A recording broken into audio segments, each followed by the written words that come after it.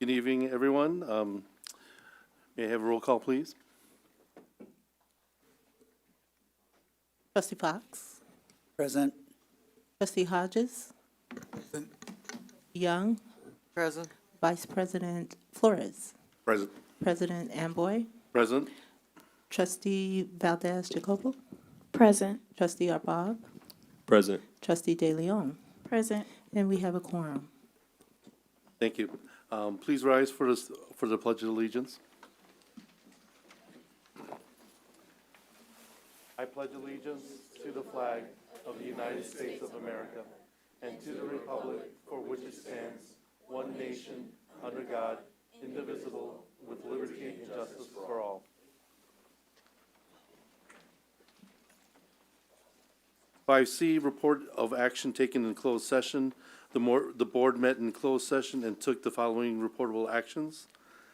For item 3AI, the board took action to readmit student number S2026-RA02 with a unanimous vote. The board also took action to readmit student number 2026-RA03 with a unanimous vote. For items 3AII, the board took a unanimous action to accept the expulsion recommendation for student F2025-AHP01. For item 3B, the governing board received a mid-year update on the superintendent's goals and provide direction. Adoption of board agenda. May I have a motion to adopt tonight's agenda as presented?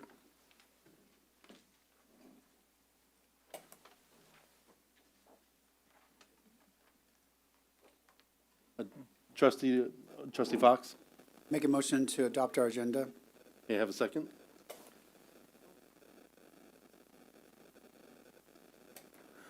Vice President Flores, Second. are there any discussions? Roll call, please. Trustee Fox, Aye. Trustee Hodges, Aye. Trustee Young, Aye. Vice President Flores, Aye. President Amboy, Aye. Trustee Valdez Jacobo, Aye. Trustee Arbab, Aye. and Trustee De Leon. Aye. The motion passes.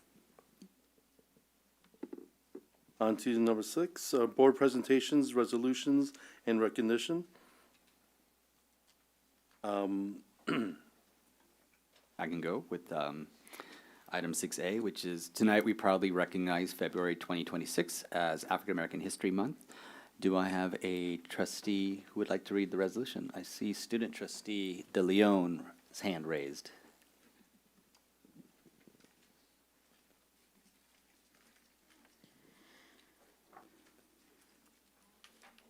Whereas the Vallejo City Unified School District recognizes February 2026 as African American History Month, honoring the enduring contributions of African Americans to our community and nation. And whereas African American educators and school board members in Vallejo have historically served as pillars of empowerment, navigating systemic challenges to foster academic excellence, cultural pride, and equity for all students. And whereas the district celebrates the crucial leadership of past and present African American educators administrators, and board members who have shaped educational opportunities in Vallejo.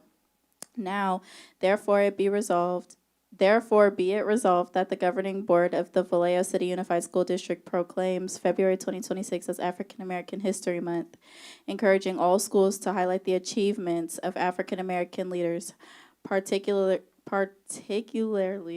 honoring the legacy of local educators and board members in shaping a more inclusive future.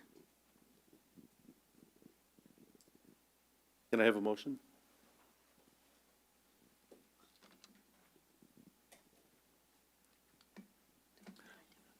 Trustee Flores? Make a motion to adopt resolution number 5119. Trustee De Leon? I second. Roll call, please. Trustee Fox? Aye. Trustee Hodges? Aye. Trustee Young? Aye. Vice President Flores? Aye. President Amboy? Aye. Trustee De Leon? I'm sorry. Trustee Valdez Jacobo? Aye. Thank you. Trustee Arbob? Aye. And Trustee De Leon? Aye. Thank you. The motion passes 5-0. Thank you. On to 6B, donations to VCUSD. No donations to report at this time. Moving down to forum, interagencies. Have our presenters for interagencies this evening.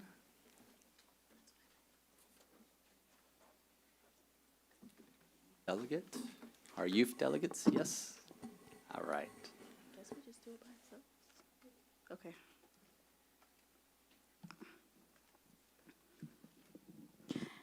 Good evening. Today I have some of my fellow youth delegates as a group of eight students. We had the opportunity to travel to Salt Lake City, Utah, where we got to go to the National League of Cities City Summit. So now I have a few of them who are going to present and tell you guys what happened on this trip.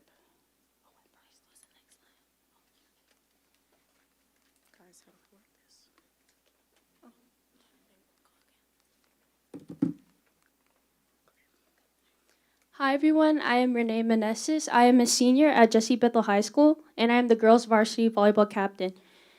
Who was presenting with me was Zerva Urshad, and she was from Vallejo High, but sadly she's not here yet.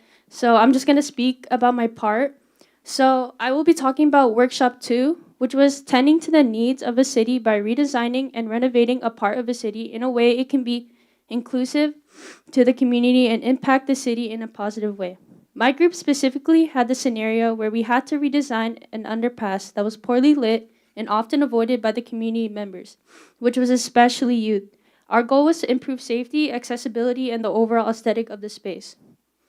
What I found especially meaningful about this workshop was seeing everyone's willingness to prioritize inclusivity while building a project that would be accessible to everyone. In conclusion, I learned that having realistic expectations is one of the most important factors when working with people who have a different perspective and have lived in different places. Overall, this experience helped us understand the value of collaboration, respect, and inclusivity when working as a team.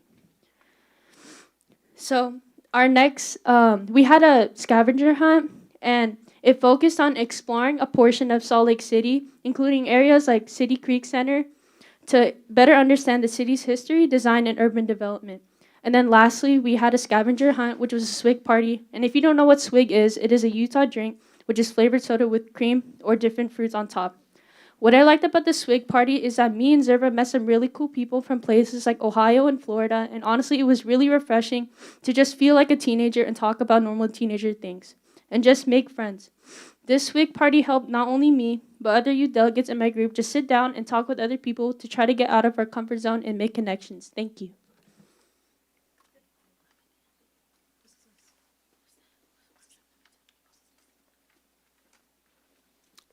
Good evening, board. My name is Baroj Arbob. I am a junior at Jesse Bethel High School. And my name is Hector Tinoco. I am a sophomore at Vallejo High School. And we will be talking about conferences and workshops day 2.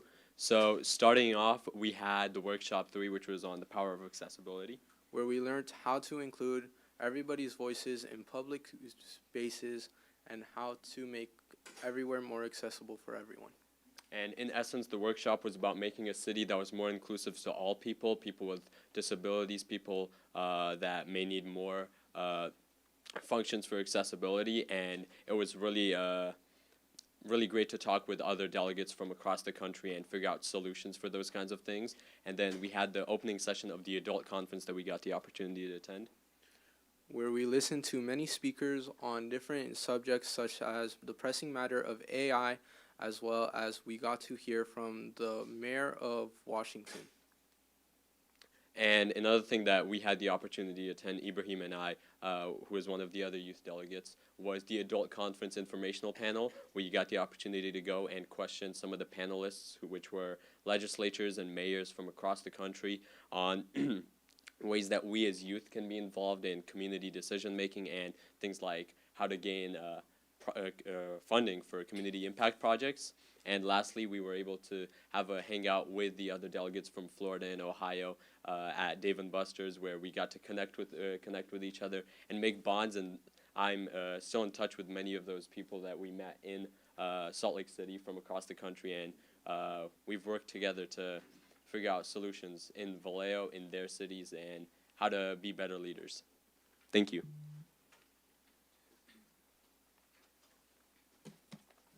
Okay. Good evening, community and board. It is a pleasure to be here with you all. My name is Sonia Valdez Jacobo, and I am a junior attending Vallejo High School. Unfortunately, my partner Kwame is not here either, but let's just pretend he's right here. Okay, my partner Kwame and I visited the University of Utah, and one of the first things that stood out to me was how beautiful the campus was. The space felt open, well-designed, and very inviting. Being there, you could really imagine yourself studying and walking between classes and spending time on campus. What also stood out to me was the sense of community. The campus felt well-knit, and we noticed a lot of diversity among students and staff. People seemed engaged with one another, and there was a strong connection between the university and the surrounding community, which made the environment feel welcoming. While I appreciated those strengths, I also wanted to learn more about student support, specifically and especially around safety for immigrant students. I asked specific questions about protections, resources, and how the university supports students who may be undocumented or from immigrant families. The responses were respectful, but some of the answers didn't fully address the concerns we were hoping to hear more clarity on. That experience highlighted how important it is for students to not only feel welcomed, but clearly supported when it comes to safety and belonging. Overall, the visit helped us understand that choosing a university isn't just about how a campus looks or how its academic reputation is. Feeling connected often depends on whether your values, concerns, and identity are truly acknowledged and supported. We truly appreciate the opportunity to visit the University of Utah, ask thoughtful questions, and reflect on what matters most to us in the university community. Thank you.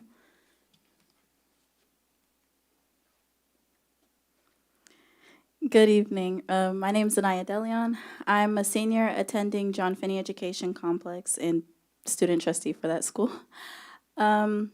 This was my second trip, so I think for me, when I look at stuff like this, I look at the difference between the first trip and the second one. In this trip, we got to go to the expo hall, which had a lot of different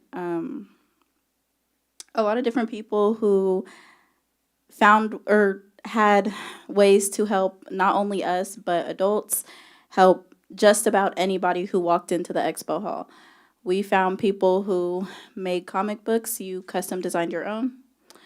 People who wanted to get all Americans involved in the 250th anniversary of America, which is this year. Just Serve, who sadly Ibrahim's not here because that was his, yeah. It's a nonprofit organization that brings youth opportunities to youth across campuses. He also got the chance to talk to them when we got back. he got a chance to, talk about things that we could either collaborate on out here or things that he could bring out here and things he felt that we as youth in Vallejo deserve. We also did our own scavenger hunt. We basically this gave us the chance to go up to everybody, no matter if we felt like they were interesting to us just based off the looks. It gave us the opportunity to actually listen and figure out what all of these booths were about, what anything that they could do, even outside of, what they're actually for, anything that they could do to help us. And we also actually, for the first time, met somebody who was born in Vallejo. So that was fun for us. But it was a really fun experience. And, it got me out of my comfort zone a lot because I don't really talk to new people like that. So I got the chance to talk to just about everybody in that room. So, yeah. And now we have one of our chaperones, Miss Victoria Gray.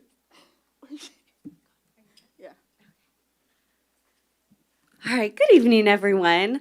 Victoria Grace Barksdale, Youth Coordinator for the City of Vallejo, and it is always my pleasure to help chaperone this trip. I think this is one of the most important programs for youth that we can have that helps students see firsthand what leadership looks like, what civic education should be and could be. So I think what I always look at with each of our delegations that we take to different places across the U.S. is, how are they following up on what they learn? And I will say that this particular delegation I'm so proud of because not only did they go out there and were they engaged and meeting other people and students and, advocating for the things that they felt were important from back home, but they were taking that information back. They were making connections to senators. They're asking for meetings with city staff, with the mayor. And so I think as we look at continuing to support these types of programs, it's really important that we offer them these opportunities to get outside of our own community, to get engaged with student leaders and young leaders and even adult leaders that may not always see the same challenges that we have, but want the same positive results. So I want to thank you all again for helping to support this program. We do have another youth delegation coming up where we're taking students to the National League of City Conference in March. It's a congressional conference. We have some great applications from VCUSD students, and I look forward to selecting the next group of leaders to come with us. So on behalf of the city, thank you so much.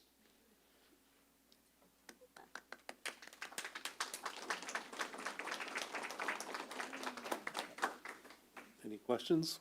Don't walk away too far, just in case. Board, no questions? Good. Okay. Thank you. Okay. All right, moving down to bargaining units representatives. We now invite representatives from VEA. So VEA tonight, CSEA.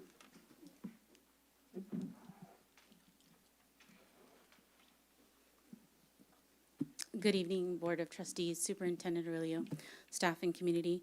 My name is Kathleen Tejan. I am the proud president of Vallejo Chapter 199. Vallejo held its annual planning meeting on Wednesday, January 21st. During this session, the executive board established the chapter's calendar for the year and finalized our projected budget, outlining our anticipated expenses for the year. On Tuesday, January 27th, Chapter 199 convened for our monthly chapter meeting, and we are pleased to share that our annual budget was presented and approved by its membership. While our unit continues to face challenges and the morale has been tested this year, the executive board remains committed to moving forward with strength and purpose. We are dedicated to supporting the district's work and, most importantly, to recognizing and celebrating our membership, who continue to show up and serve this community and carry out its mission. Thank you for each and every one of our resilient and dedicated staff members who continue to serve during all of these challenging times. And we ask that the board continue to recognize our membership as they show up every day with a smile on their face and do the best they can for our students. Thank you. Thank you.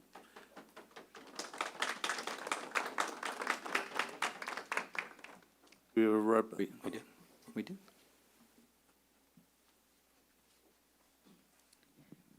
Good evening, President Amboy, Superintendent Aurelio.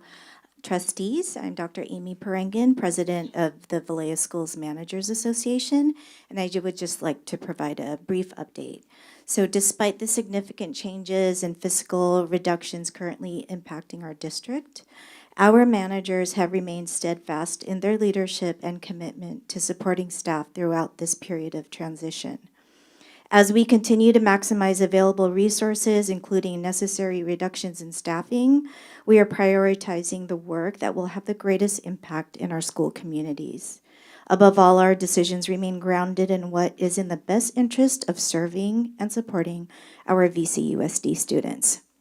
I am also pleased to share a notable recognition within our district. Ms. Ivana Wheeler, principal of Dan Minnie Elementary, has been honored as the Vallejo School Managers Association Administrator of the Year and has additionally been selected as Elementary Principal of the Year for AXA Region 4. We are very proud that she'll be representing us.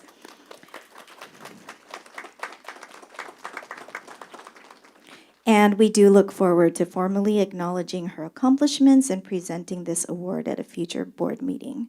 Thank you for your time and continued support.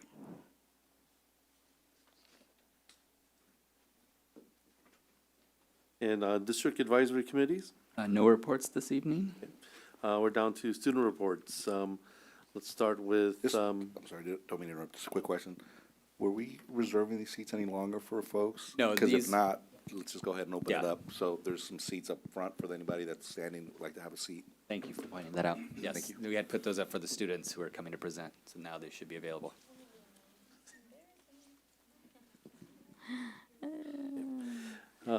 Student reports. student reports. Let's start with trustee Valdez Jacobo.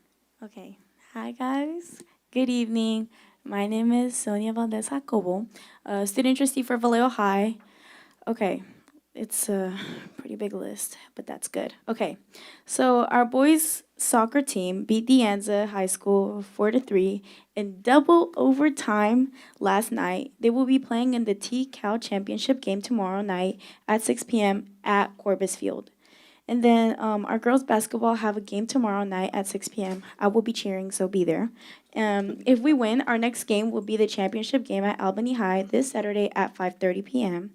Vallejo High School received our winter NWEA data.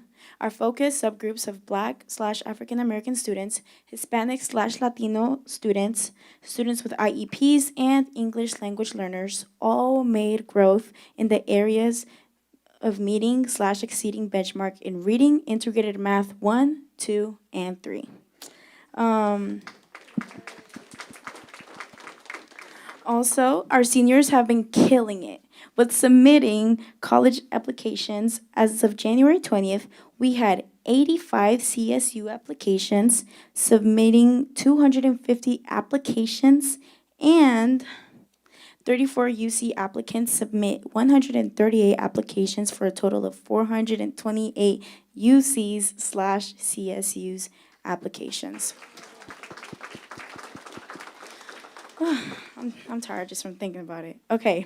In addition, 76 seniors from Vallejo High School class of 26 are eligible for guaranteed admission to Cal State East Bay and Sonoma State University. Yay! Sorry, I got you guys clapping too much. Okay. Vallejo High School admin and community schools coordinators are currently planning our spring community event. It will be on March 20th. And the theme is International Night. We hope to top our attendance from Banda Night. More details coming soon. Stay tuned for my next student report. And then, this is more personal. I had the honor and pleasure to be moderator for CALSA, which is the California Association of Latino Superintendents and Associates, right? And administrators, yes. I was a moderator, so I got to sit next to very powerful people. I got to I got to tell my story with a huge group of people. I also got to learn so much about my community, the people surrounding me. I was able to meet the 12th U.S. Secretary of Education, I also spoke with the superintendent of San Diego Unified School District, superintendent for Pittsburgh Unified School District, and the senior director of policy and government relations with ACSA. It was such a touching moment for me, especially in times that we are in right now, where we tend to feel ashamed of who we are or where we come from. I got to speak with leaders who look like me, who came from similar backgrounds as me, who have been through similar struggles that I have been through. It really significated with me, especially in times like these, that it made me realize now than ever it's really important that we stay together. And I'm not just saying as a race, I'm saying as a community, as the human race, to keep standing up for each other, keep setting our foot down no matter what, and remember that it's never been about right or wrong. It's always been about unity and solidarity. And yeah, thank you guys.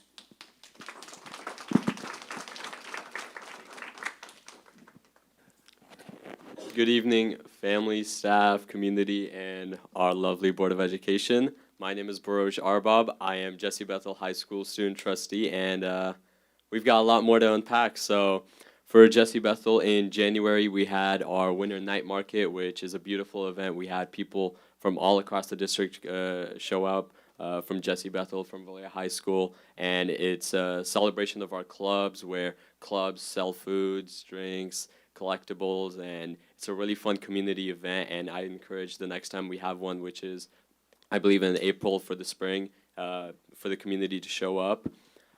We also had recently our wrestling team win our second back-to-back TCAL championship, so claps for them. A lot of talented wrestlers at Jesse Bethel High School, and a lot of them are my friends, so I commend them.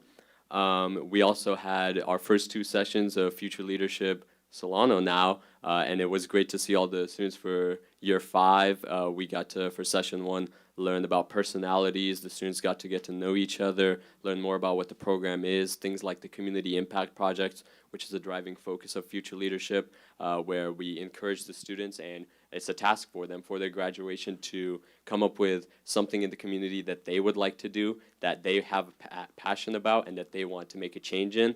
And I won't say who did it because I don't want to leak anything yet, but we have a lot of interesting ideas. People want to do after-school tutoring programs. People want to do community cleanups. And it's really about showing that the youth care about these issues, that they have passion about them, and that they're willing to take a first step in change for these things. And in session 2, we got to go to Touro University, learn about their sonography programs, talk to various community leaders, such as Pip and Do, and learn more about our community and how we as youth can be more involved. And we also had Bethel Pride Day, which was a wonderful celebration of Bethel cultures, because school's been open for so many years now, and it's getting better and better. You know, one of the jokes we had was, those trees at Bethel, they've grown. They've grown since we planted them all those years ago, and it was a wonderful celebration of Jesse Bethel. We had our alumni from the first years of Jesse Bethel come out, and we got to ask them questions and learn more about what Bethel was like back then and how it's changed. So, yeah, that's my report. Thank you.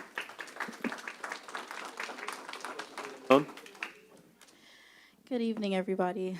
Bear with me, I'm very unprepared. But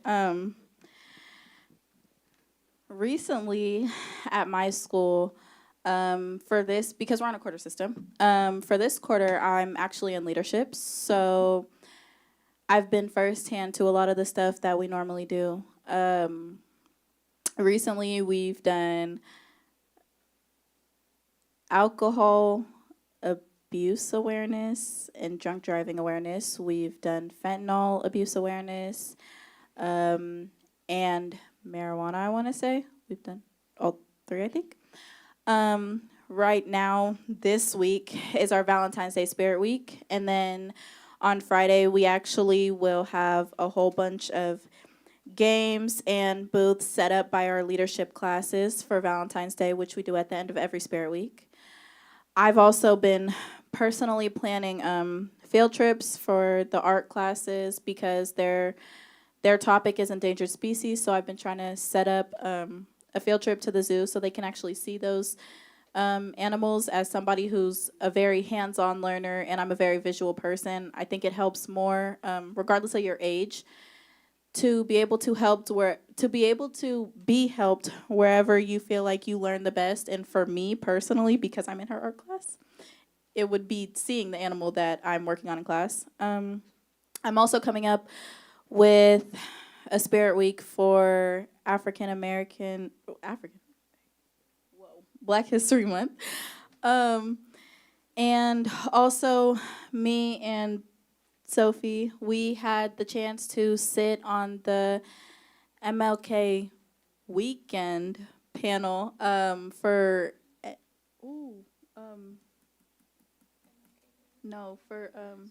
NAACP.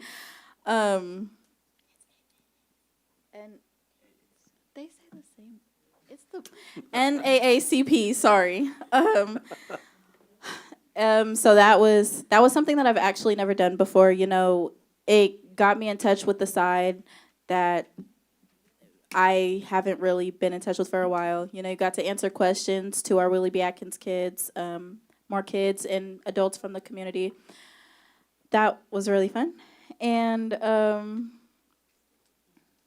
think I want to say, oh, no. Yeah, that's it. Sorry. Thank you, Trustee De Leon. Community members. Community member forum is an opportunity for anyone from our community to address the board regarding non-agendized topics. Please note, the board can adjust the time based on the number of cards submitted from 3 minutes to 1.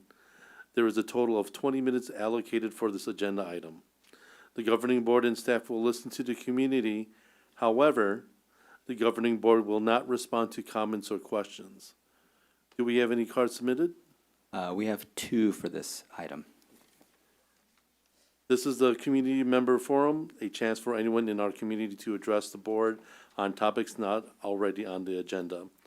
Please be aware that the board has a total of 20 minutes for this item and may adjust the speaking time from 3 minutes to 1 depending on the number of comment cards submitted.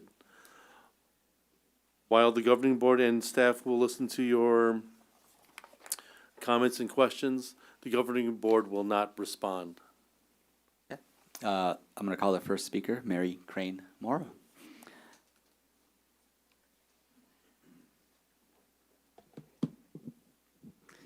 Good evening, Superintendent and school board members. I am Mary Crane Morrow, a community member born and raised in Vallejo, retired from VCUSD as a classified member after 26 and a half years. At the last board meeting, the board approved spending money on an outside company to write new job descriptions and to spend an additional $50,000 for phase 1 to poll the community on if Vallejo would support an extension of the current tax rate set to expire in the next 2 years. I thought about that a lot since the last meeting. Both of these items have just really bothered me, so I needed to speak about it. I think it's a waste of money. Time is of the essence, and so is money right now. We all can agree no matter what pot the money's in, it's tight. With all of the people being laid off in June, we, Vallejo, that work here, we live here, we will not vote yes to continue paying taxes to support the schools when there is no evidence that this money is being spent wisely. Money spent on a poll is crazy right now. Are you, the board, looking at the big picture or just the individual pieces of the pie and not how they impact each other? Please be sure we're looking at the whole pie. I know there's a lot of decisions, but this one interacts with this one. They don't always work together. Thank you.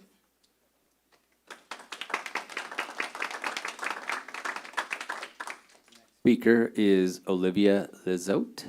Hopefully I said that correctly. Okay. It's Olivia Lizotte. Lizotte. Good evening, Superintendent and members of the board. My name is Olivia Lizotte. I am a community member, resident, and homeowner here in Vallejo for the last 5 years.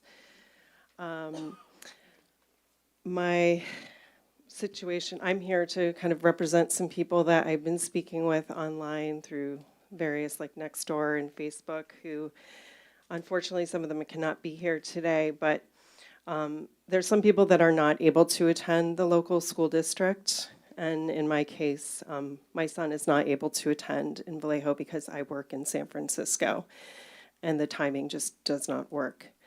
I have received, there's a lot of buzz online about interdistrict transfers not being approved. It is punishing people who cannot work within the county and don't have access to childcare and transportation to get their children to and from school to meet the Vallejo School District's requirements. I was denied busing, which was a secondary alternative for me to not have to take my son into San Francisco every day. That being said, I do also want to say that you have an administrative regulation that governs interdistrict attendance permits, and it explicitly recognizes key criteria that align with the need for transfers outside the county and to adjacent counties like San Francisco. Also, it is a violation of statutory attendance alternatives under Education Code Section 48204B. Threatening to deny transfers based on out-of-county employment may violate the intent of the Allen Bill transfers. In summary, any attempt to deny or revoke transfers based solely on, in my case, a parent's out-of-county employment, especially in cases where the transfer is tied to the student's welfare and the parent's ability to work, as previously approved by the district. My son has been in school in San Francisco for 2 years now, should be considered an arbitrary and unlawful appealable action under California law. I urge the governing board to cease any such threat, to continue reviewing interdistrict transfer applications on a case-by-case basis as required by policy, with full consideration of the essential employment and childcare needs of its families. Thank you. Thank you.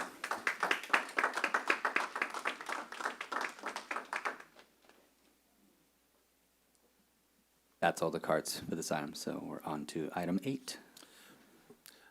Item 8, consent agenda. Items 8A through 8AD are presented for approval under the consent agenda. Are there any items a board member would like to pull for a separate consideration? No. These items are routine and aligned to our strategic pillars. May I have a motion to approve the consent items as presented?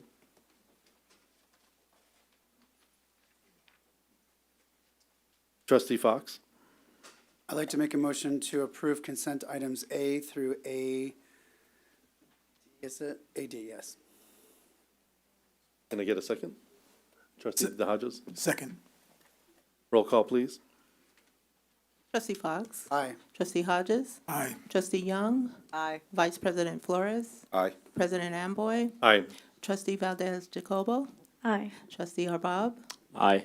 And Trustee De Leon? Aye. And the motion passes 5-0. We're down to number 9, information items. 9A, first reading is special January 2026 board policy update. So this item just represents the first reading. It's a packet of updated board policies. It will be brought back on our next meeting for approval, but it's here for you all to read. Thank you. 9B, digital accessibility. What's changing and how we're leading? The Director Bagiel will be presenting this one.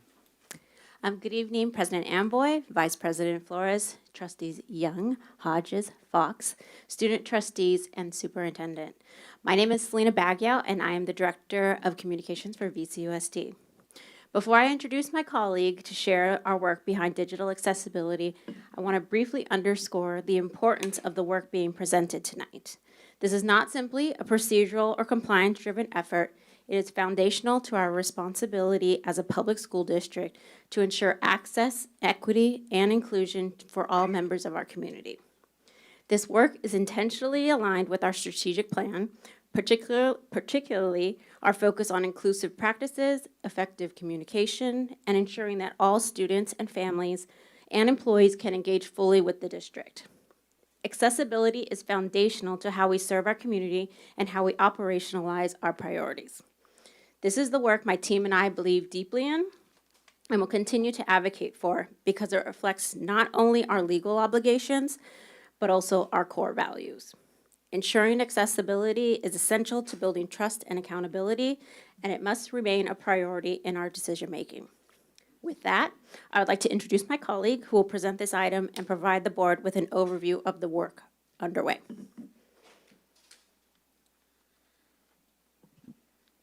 Good evening, board. My name is Victorio Suarez, and I am the Webmaster Supervisor here at VCUSD. Thank you so much for your time, and I appreciate the opportunity to speak with you about how our district communications have improved, the upcoming federal laws that require certain standards of communication from institutions like ours, and how we're ahead of the curve in ensuring everyone has access to the services and resources our district offers, whether they are families, community members, or staff members. That brings us to the title of tonight's presentation, Digital Accessibility, What's Changing and How We're Leading. As we move through these slides, you will see that our work is grounded in one core belief, that everyone deserves equal access to information, no matter how they see, hear, or use technology. For some people, these tools haven't always been accessible. If someone can't read a form, hear a video, or navigate a website, they're effectively locked out from anything we have to offer. So exactly what is changing? There is a new ADA, Americans with Disabilities Act, ruling that goes into effect this coming April 2026. The law requires public institutions, including school districts, to ensure that all digital information is accessible to people with disabilities. And it's important to realize that this scope includes content and communications intended for both families and our own employees. I want to emphasize that this is not optional. It is best to view this as an extension of existing ADA principles we already know in the real world, such as ADA ramps and doors and whatnot, as an extension into the digital world. So in practice, this means simple but critical adjustments, such as, but not limited to, ensuring our websites work with screen readers for the visually impaired, providing captions for people who are deaf or hard of hearing, and building forms that can be navigated without things such as a mouse. We are talking about student enrollment and registration forms, often the very first experience a family has with us. It covers school-to-home communications, ensuring every parent can read a newsletter or parent square message from their teacher, principal, or the district. And internally, this applies to our employees as well, such as payroll and HR forms, among many, many others. And finally, it extends into the information we broadcast daily, such as our calendars, alerts, and notifications. Essentially, if it's digital and if it's important, it needs to be accessible. While there is still much work to do, VCUSD is already ahead of many districts. To appreciate where we are now, and the direction we are headed, it is helpful to look back to our starting point around October 2022, when our communications department was first established. At that time, we were facing several significant hurdles, first being our platforms, including at the time Blackboard, Parent Square, and Inform K-12, which had limited functionality that restricted what we could do. On top of that, there was no consistency in document formatting or layout between our departments, meaning an individual's experience may have felt disjointed, confusing, or possibly redundant, depending on which part of the district you were interacting with. Again, this isn't pointing finger at any particular department, but just the inability to form cohesion and consistency. In 2020, our district was operating with a severe lack of technical support and personnel bandwidth in terms of digital accessibility. If you look at the data on the right, you can see how this played out across the organization. While business services appeared strong with 90% accessibility score, that score was impacted simply by a lack of content, and we had significant gaps elsewhere. Overall, this resulted in a district-wide accessibility score of 78%. I want to bring that back to the point that I made earlier, that if you can't access digital information in this day and age, you are essentially locked out, and you need to rely on other people to help you. So since 2022, we've made significant strides not only in the amount of information now available, but we've also increased our overall accessibility rating from 78% to 97%. We've been making ongoing improvements to our websites and communication systems, but we aren't stopping there. In just a few days, we will be publishing updates that significantly improve how people move around the site. These changes are designed to improve the experience for everyone, but they are especially critical for those who use screen readers or other assistive tools. You will notice clearer visuals and more consistent colors, which help guide the user without being overwhelming. On top of these design changes, we are adding a wealth of new content. We are inviting users to dive into our curriculum, explore the arts, view high school courses, and take advantage of parent involvement opportunities. The goal is to make sure that our digital presence isn't just accessible, but also a valuable resource for our community.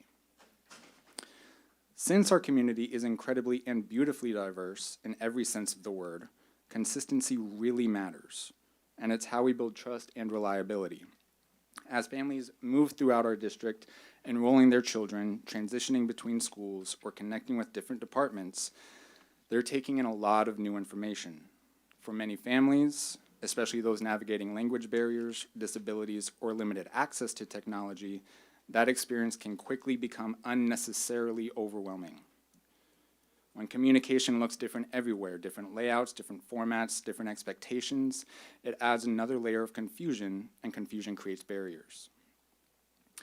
That is why we have been strictly standardizing how we use our main platforms, Parent Square for direct school-to-home messaging, SMORE and Parent Square for newsletters, and our school Google Calendars. We're doing this through the use of templates and standard repeated calls to action. By doing so, we are creating predictable patterns where families know exactly where to look and what to click, no matter which school their child attends. This connects directly to ADA compliance because accessibility starts with good organization and thoughtful details, clear structure, predictable layouts, and consistent formatting. These don't just support people with disabilities, but they make information easier for everybody to understand. And when our communication is consistent and organized, it becomes more accessible, more user-friendly, and ultimately more equitable for all of our families. That's why one of our biggest focus areas has been providing training, support, and resources for employees so that our students and families consistently receive clear, accessible, and dependable communication. Over the past year, we've held monthly group trainings with district leaders, principals, administrative assistants, and staff across multiple departments. These sessions focus on awareness, best practices, and real-world examples, not technical jargon. To support this work, we've created a library of templates, both for printed and digital documents, and routinely offer one-on-one support to address more specific questions from staff. Finally, we've integrated AI tools into our trainings and one-on-one sessions to assist employees in making their content more accessible. These tools help check clarity, structure, and accessibility while reducing time and stress for staff. By providing multiple tiers of training, resources, and support to our employees, we strive to ensure students and families can focus on learning instead of navigating obstacles. Lastly, I want to remind everyone that accessibility isn't just about forms and websites, it's also about who gets to hear our stories. Everything we've done to improve accessibility ensures that the incredible stories within VCUSD can reach all of the incredible people in VCUSD and in Vallejo, and anyone who may one day become a part of our district. Through our storytelling efforts, we're highlighting the voices, experiences, and successes of our students, staff, and families, especially those who are often underrepresented or not always heard. Just as important as what stories we tell is how we tell them. The content we publish, how it's written, how it's edited, and where it's shared is done intentionally and accessibly. That means captions, clear visuals, readable text, and thoughtful design across multiple platforms so people can engage in the way that works best for them. When our storytelling is accessible, it becomes more inclusive, more welcoming, and more impactful. It allows families to see themselves in our district, employees to feel represented, and future students to underscore what makes VCUSD special and encourage others to think VCUSD first. Thank you, and if there are any questions, I'm happy to answer.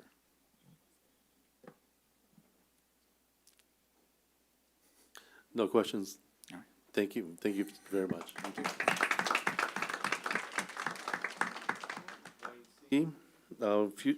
Furniture standardization and notice to invite bids to furniture replacement project. Assistant Superintendent Fernandez And and Valesco. Director. Guys, good evening, President Amboy, Superintendent Aurelio, and trustees. My name is Valeska MS. I am the Director of Facilities in the Bond Program here at VCUSD. So I'm the one that deals with all the modernization projects throughout the district. Tonight, we are here to bring forward item 9C regarding the furniture standardization and notice to invite bids for elementary schools Phase 1 furniture replacement project under Pillar Number 2, Safe and Supportive Learning Environment.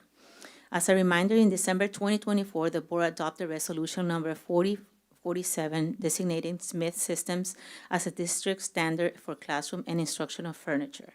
This action ensures consistency, compatibility with existing furniture, and operational efficiency across our sites. The furniture replacement project at our secondary schools has now been completed as of 2 years ago.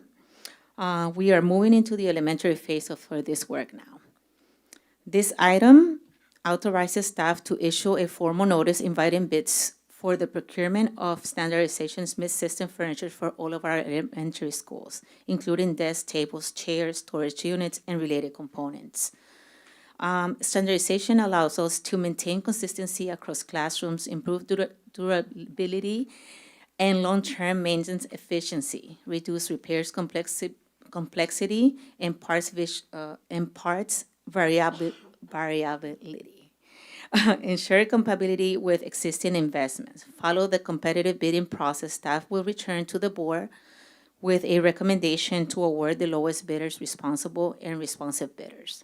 So the fiscal impact is going to be used out of Measure S, and I am here to answer any questions if you guys have. We do have one comment card for this item. Do we want to take that now or questions first from the board? Take the question, the comment Comment card. card? Okay, Mary?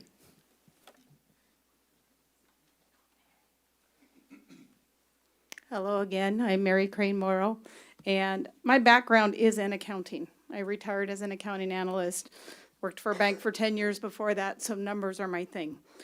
Plain and simple, why are we looking at buying furniture when we're closing schools, we're laying off employees? I get it, it's a different pot of money, but why are we spending money if we're going to have all these empty schools full of furniture? And in the consent item that you guys just approved, we're spending $915,625 plus change orders, and we know there's always change orders, to add portables to house the students due to school closures, moving those kids to other schools. Why aren't we moving furniture into these new rooms? Or I saw in the agenda item, it said that there's no space to gather it, take pictures, to try to sell it, and the time constraints. We have empty schools. Why not consolidate it into an empty school and sell it instead of having bids for somebody to come and haul it off? There are other options. I don't understand. It doesn't make sense. Last meeting, I can't remember which one of the board members said, it was like we were building the plane while we were flying it. This is the same kind of thing. Do we really have the full plan? The math is just not adding up to me. I'm sure I'm missing something, but it's not adding up. Thank you.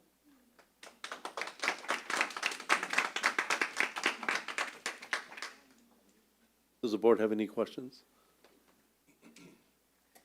Vice President Flores?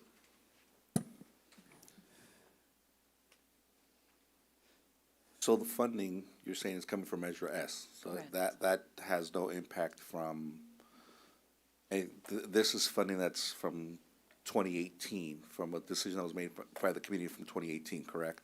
Correct. So far as layoffs, school closures, et cetera, that has no bearing on this, correct? Correct. Okay. And then, I think I just want to clarify, this furniture is not going to be put into empty buildings where there's going to be no students, no faculty using it, correct? Correct. Thank you. Trustee Hodges?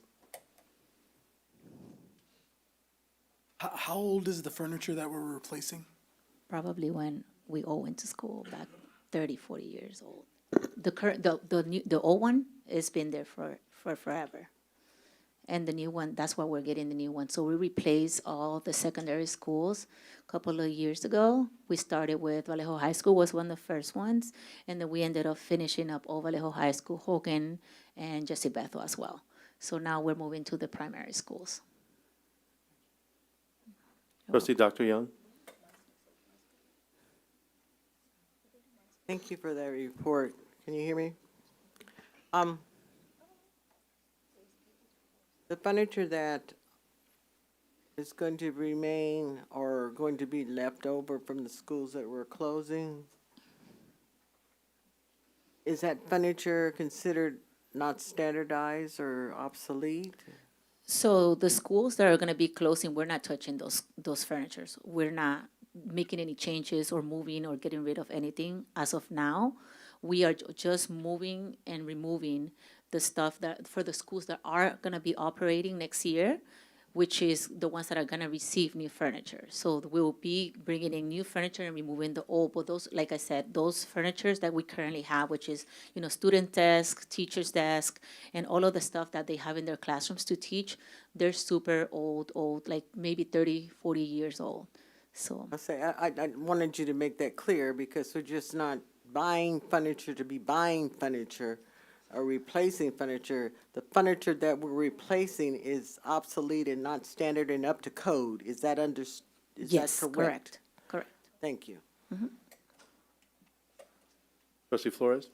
Sorry, and just one more question. When was this plan initiated so far as the replacement from all the schools? Was this something that was done recently, or is it something that's been in the works for years? No, so it's been planned for years.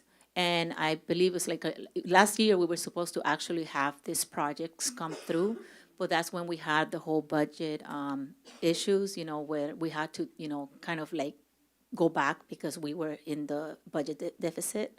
So we had to remove that project out. So what we're doing is now, in order to accomplish that and provide, a safer and better environment for our students and staff, we are using bond funds for that instead of general fund, like it was initially going to be.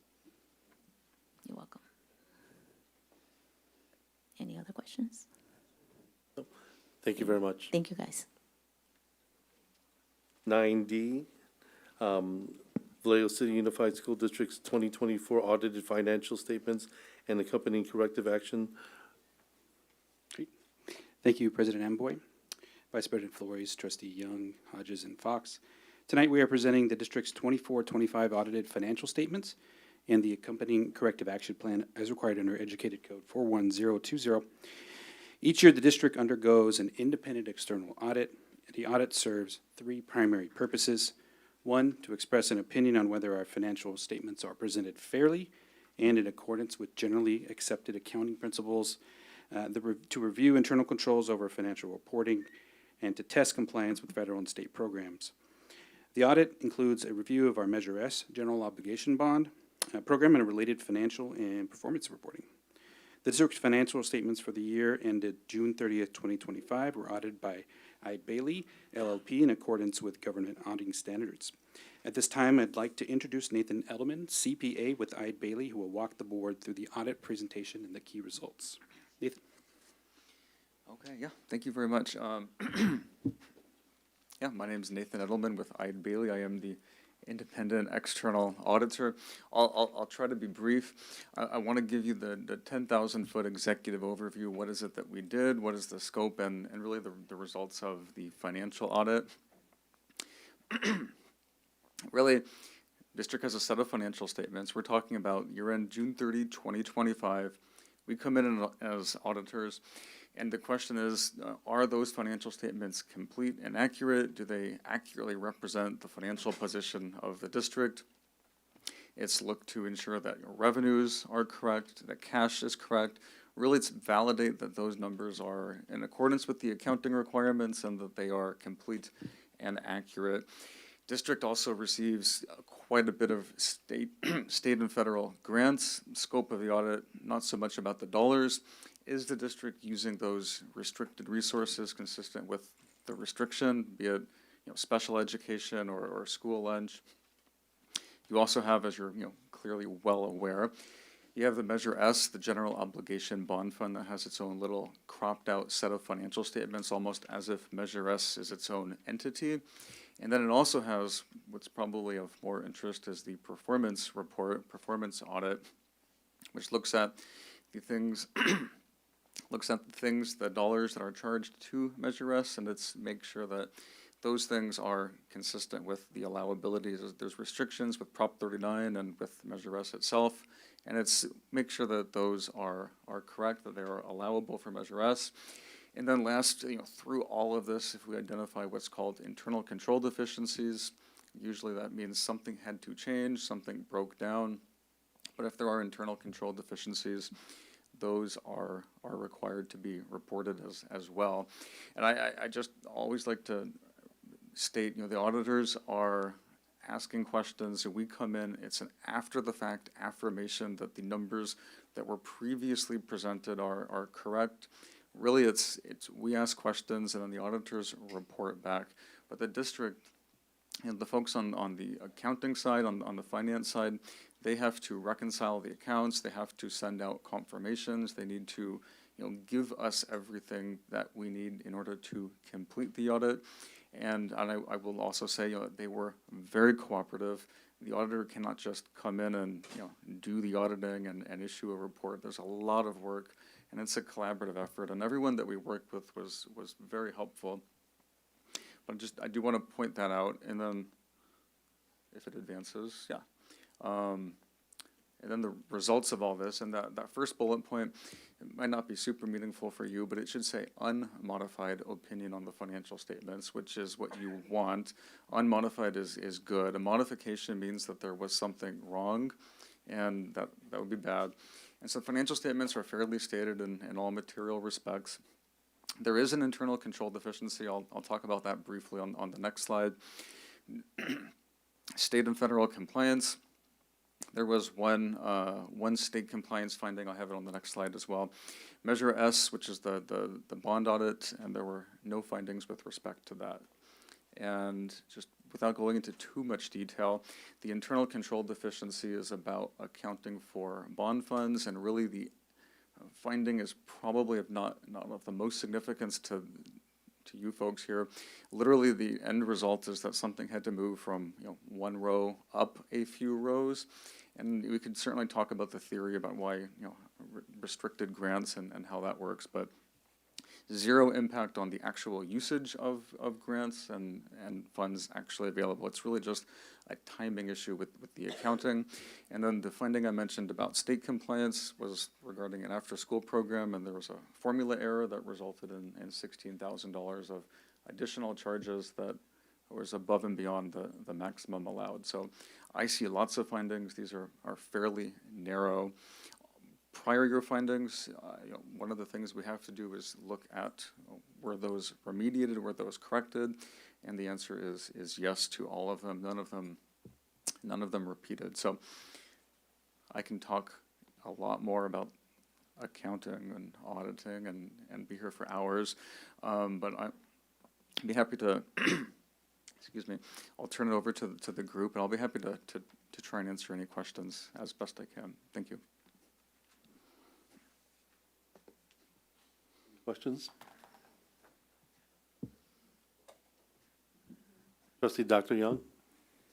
In saying all that, bottom line, we're okay? Well, I mean, yeah, it's a good question. So the audit is not a health assessment, so it doesn't really say if it's good or bad. It doesn't provide a grade. Is the financial information that has been prepared by management, is that financial information accurate? Is it complete? And the answer to that question is yes. Thank you. Thank you. Okay. Thank you.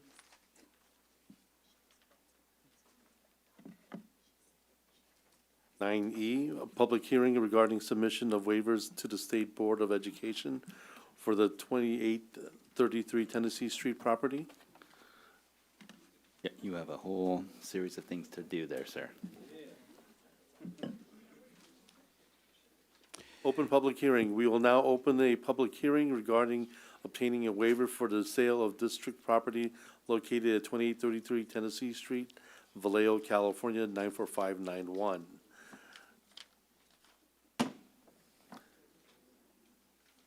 The district is holding this hearing to allow for any public comment on whether to obtain a waiver for the State Board of Education. The waiver would waive statutory language, otherwise requiring more restrictive procedures during the statutory surplus property sale process. This would allow increased flexibility for the district to explore sale of this property. This specifically includes, for example, waiver of the restrictive bidding public auction requirements. I will now open the public hearing. I invite anyone who wishes to speak about the waiver of certain surplus property requirements to address the board now. We have no public comments on this item. Would any member of the board or district staff like to respond to any of the public comments received? None. Okay. If there are no more written or oral comments, I now declare the public hearing closed. Local Control Accountability Plan, LCAP, for Vallejo City Unified School District 2025 mid-year update.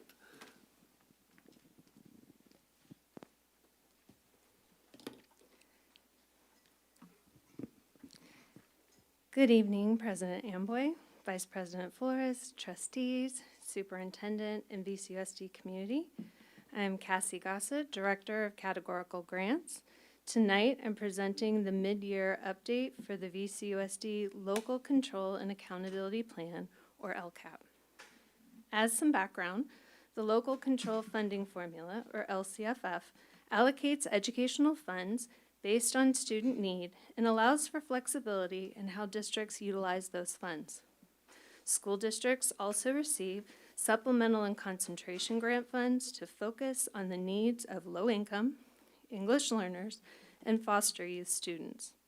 The LCAP is a 3-year plan that describes the goals, actions, services, and expenditures of those funds to support positive student outcomes that address state and local priorities. The current LCAP cycle encompasses 2024 through 2027. The 25-26 LCAP is year 2 of the 3-year cycle. VCUSD has completed the second quarter of the 25-26 fiscal year. This required mid-year presentation focuses on the progress towards LCAP goals using aligned metrics, the level of implementation for each LCAP action, and expenditures as of the middle of the fiscal year.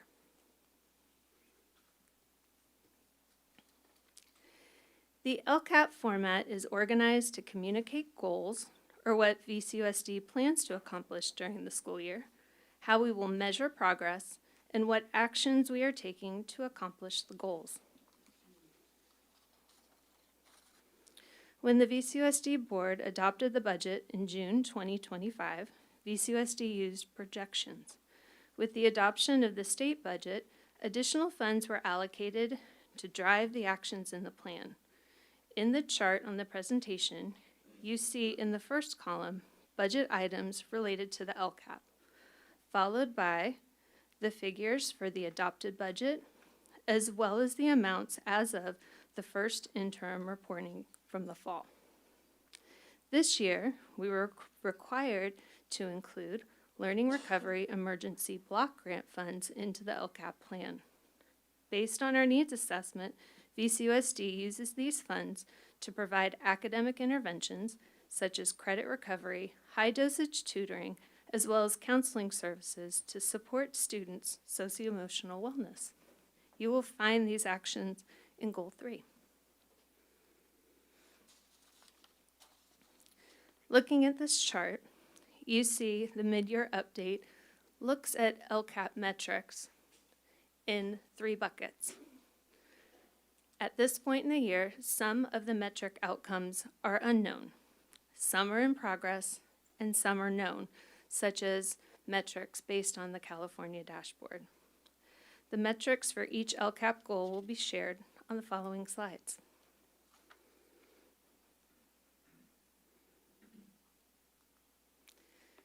Similarly, at this point in the year, some of the LCAP actions have not started. Maybe they're planned but just not implemented. Some are in progress or partially implemented, and some have been completed or fully implemented. As a reminder, the VCUSD LCAP is aligned to the VCUSD strategic pillars and portrait of a graduate. I won't read all the text on this slide, but it's important to show that the slide shows the 4 broad goals of the LCAP, as well as the alignment to the strategic pillars. Given that the alignment between the LCAP and the strategic plan, data measuring the implementation and effectiveness of the LCAP goals could serve as a source of information regarding the progress made on the VCUSD strategic plan. Actions in Goal 1 address what we expect to take place in all classrooms across VCUSD schools. Actions in Goal 1 are focused on Tier 1, or best first instruction for students. You will see that of the 17 metrics, no outcome is completely unknown, 4 outcomes are in progress, and 13 of the outcomes are known. When it comes to the actions, you see 17 actions are in progress and 1 planned but not started. At the bottom of the slide, you'll see the total supplemental and concentration grant funds, either encumbered, meaning funds are committed, reserved, or set aside for a specific purpose, or expended as of the end of December 2025. And for Goal 1, we have 78.5% of our funds encumbered or expended in Goal 1. Goal 2 focuses on what we should see in all classrooms and on all campuses across VCUSD schools. Actions are aligned to district-wide positive climate and engagement expectations for all staff and students. For Goal 2, safe and supportive learning environments, there are 12 metrics. At this point in time, 0 metrics are unknown, 2 are in progress, and 10 of the outcomes are known. With the actions in Goal 2, 11 are in progress, and all actions have been started. The total amount of supplemental and concentration grant funds encumbered or expended as the end of December, 73.9%. In Goal 3, while equity is intentionally addressed throughout all the goals in the LCAP, Goal 3 actions focus on how we respond when students need additional supports to meet their educational goals. For Goal 3, equitable opportunities, equitable outcomes, there are 7 metrics with 0 outcomes unknown, 4 in progress, and 4 outcomes known. Of the 15 actions in Goal 3, all are in progress and have started. The total amount of supplemental and concentration grant funds encumbered or expended is 76.6%. Then our last broad goal, community-centered education, addresses the work that VCUSD is doing to build educational partnerships at all levels and across all schools. For Goal 4, we have 6 metrics with 7 outcomes in progress, and at this point, no outcomes totally known. With the actions, we have all 7 of the actions in progress. The total supplemental and concentration grant funds that have been encumbered or expended as of December 2025 is 66.4%. In addition to those 4 broad goals, VCUSD receives LCFF Equity Multiplier funds, and these funds are targeted for specific schools that have high socioeconomic status as well as a high mobility rate. We have 2 secondary schools, John Finney and Vallejo High, and on the chart, you will see the number of goals that are targeting those schools to make progress on students with metrics and the total actions. All actions have been started. We also, in 2025, 2026, have 3 elementary schools receiving LCFF Equity Multiplier funds. Of those 3, each school has at least 1 goal, with Highland having 2. And of all the actions attached to the LCFF Equity Multiplier funds, all are in progress. In terms of our mid-year successes, VCUSD has put systems in place at both the district and the school levels to monitor progress towards goals with coherent and common processes, timelines, and templates to guide the work. Professional learning is taking place across all departments as year 3 of the VCUSD Professional Learning Plan. Staff across all departments and sites are utilizing data to monitor student success and collaborate around interventions when students need additional support. Expenditures and encumbrances for funds within the LCAP are monitored monthly. And of all of our actions, 90% of the actions are at least in progress. There are some challenges we continue to address. Having a large comprehensive plan means that multiple staff members and departments are responsible for monitoring implementation, effectiveness, and the expenditures. Data related to the actions has to be analyzed for level of implementation and effectiveness to determine any revisions for 2026, 2027. The state is requiring us to do close monitoring, and if we aren't seeing progress, then we do need to make those revisions. And finally, the growth curve is steep for meeting goals and associated metrics. We have high expectations for ourselves to make sure that students are learning and meeting their educational goals.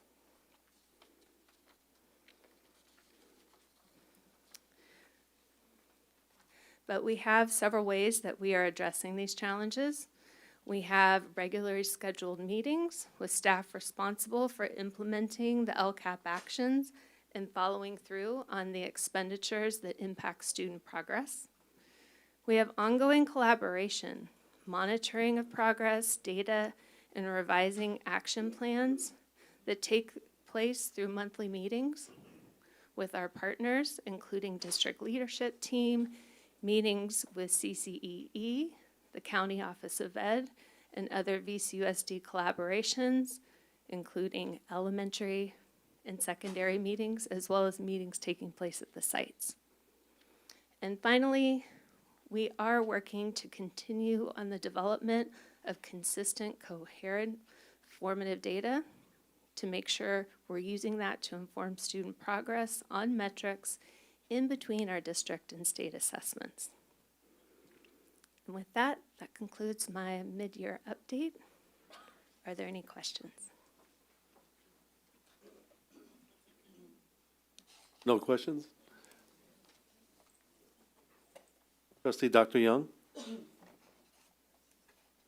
In your breakdown of your expenditures that you have, are you expecting any new grants coming in, or have you applied for any new grants? And number 2, are the grants front-loaded so you can use them right away, or we have to pay for them until and invoice them in order to get our money back? Is it front-loaded? So I'm thinking of a couple of different grant awards that we've received most recently, one being the Community Schools Grant, which was just over $12.5 million for over 5 years. And so those are funds where they, and I'm not the best about how grant funds are paid, but I do know that there are reporting requirements, so they will, I guess in your words, provide us with funds, but then also expect us to do ongoing expenditure reports, and those expenditure reports are like our invoice for more funding, right? So does that answer your question, Dr. Hill?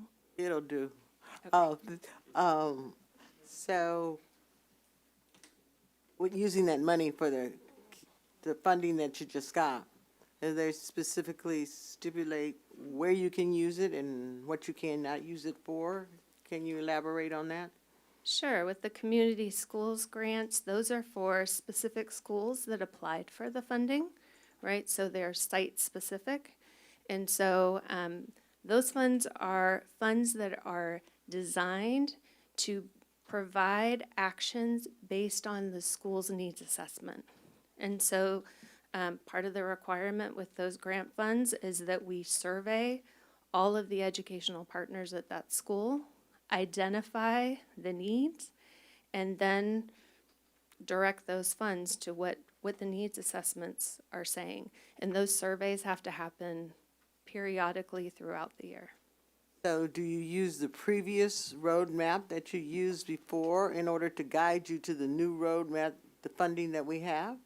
So with that particular grant, the roadmap becomes those needs assessment and then the metrics, similar to the metrics that we use for the LCAP, to make sure that those funds are actually meeting what the need is. Thank you. Mm-hmm. Thank you. Thank you. Down to 9G, Local Control Accountability Plan for Vallejo Charter School, 2025 mid-year update. Okay. Good evening, President Amboy, Vice President Flores, Superintendent Aurelio, Trustee Young, Hodges, Fox, and our wonderful student trustees, also our district administrators, our certificated employees, our classified employees, and Vallejo community. My name is Jenny Slubin, and I am the proud principal of Vallejo Charter, our district's only dependent charter school. And I am here this evening to present the mid-year update on Vallejo Charter's 25-26 LCAP. This presentation will follow the district's presentation on the district's mid-year update. Tonight, I'll share progress on the goals, metrics, and actions expenditures at the midpoint of this school year. This update reflects where our outcomes are known, in progress, or still forthcoming as data becomes available later this year. The purpose of the LCAP is to clearly communicate what Vallejo Charter plans to accomplish, how we will measure those progress and the goals and the actions, and what actions we'll take to achieve our goals. Our LCAP aligns directly to VCUSD priorities and focuses on equity, outcomes, and student success. This structure ensures transparency and accountability to our educational partners. The following slides break down metric status by each LCAP goal. At the mid-year point, metrics fall into three categories that Cassie talked about: known outcomes, outcomes in progress, and outcomes that are still unknown. Many academic, attendance, and climate indicators require end-of-year data, which is why some outcomes are still pending. Similar to metrics, the LCAP actions are at different stages of implementation. Some actions are fully implemented, while others are in progress based on timelines, staffing, or contracting. At this point, no actions have not been started. Everything is either underway or completed. When the LCAP and budget were adopted in June 2025, the state budget had not been finalized. As a result, additional funds became available after the adoption, impacting our budget overview for parents. The most significant change was an increase in the Learning Recovery Emergency Block Grant funding, which also allows us to expand supports for students. Vallejo Charter's LCAP is fully aligned with VCUSD's 4 strategic pillars. Each LCAP goal intentionally connects to a specific pillar to ensure coherence and district-wide alignment. This alignment strengthens our ability to support students while meeting district expectations. Vallejo Charter's 4 LCAP goals address instruction, learning environments, equity, and community engagement. And I will not read this, but I will give you an overview of what it says. Goal 1 focuses on high-quality teaching and learning with a strong emphasis on literacy and the portrait of a graduate. Goal 2 centers on safety, wellness, and supportive environments. Goal 3 addresses equitable opportunities and reducing disproportionality.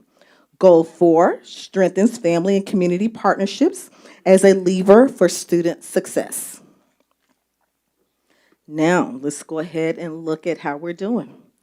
In Goal 1, the majority of the metrics are either known or in progress, with some outcomes dependent on end-of-year assessments. All 7 actions are currently in progress, and none are delayed or not started. Over 72% of the LCFF supplemental and concentration funds for this goal have been encumbered or expended. Professional learning, literacy supports, and instructional alignment remain strong areas of progress. Some examples of Goal 1 would be our teacher leaders, expeditionary learning contract, our TAs, Hey Tutor, supplemental software, visual and performing arts, library and media tech, 21st century learning environments. For Goal 2, Goal 2 shows strong implementation with all actions currently in progress. Metrics related to attendance, climate, and wellness are being closely monitored. Approximately 66% of the LCFF supplemental and concentration funds have been expended or encumbered. Supports such as PBIS, CREW, and restorative practices are contributing to improved student engagement. Some examples for Goal 2 would be rewards and recognition, site safety, noon duties, recently a LEVO, and also expeditionary learning activities. Goal 3. Goal 3 focused specifically on reducing disparities and strengthening supports for targeted student groups. All 4 actions are in progress, though some metrics will be finalized later this year. Expenditure levels are lower at mid-year, reflecting services that are delivered later in the school year. Some examples are our bilingual tutors and our academic support provider. In Goal 4, community-centered education, it reflects ongoing efforts to strengthen family and community engagement. Both actions are in progress, with participation data continuing to be collected.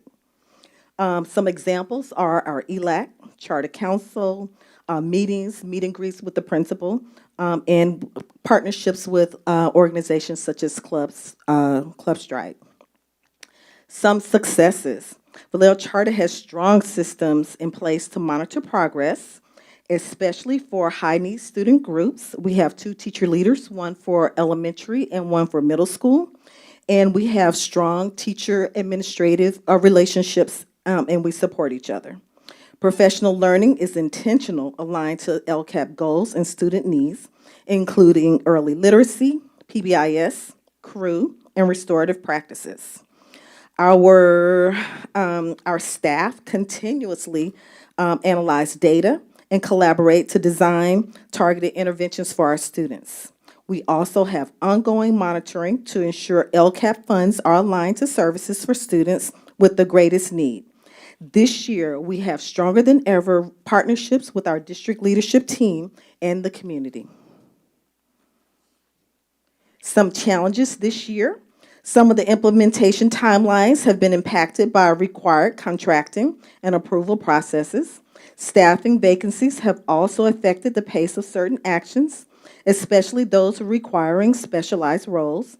And these challenges are not unique to Vallejo Charter, but it reflects broader staffing and operational realities. But addressing these challenges, we have taken proactive steps to address staffing gaps through partnerships with external providers. We have to pivot where necessary. Internal staffing structures were adjusted to ensure continuity of instruction and intervention services. And these adjustments ensure that English language learners and students with disabilities, African American students, and socioeconomically disadvantaged students continue to receive targeted supports. Overall, our LCAP goals remain on track despite these challenges. Thank you so much. Do you have any questions?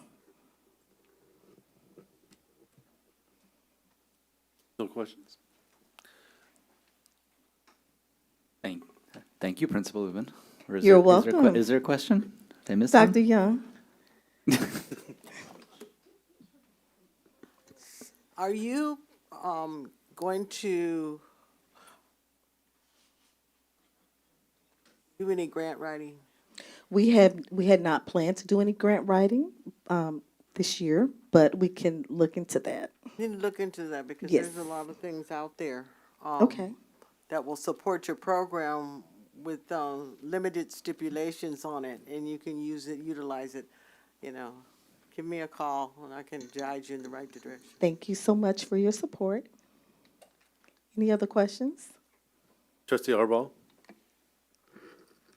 Not a question, but I just want to commend you because my two younger siblings go to Vallejo Charter School.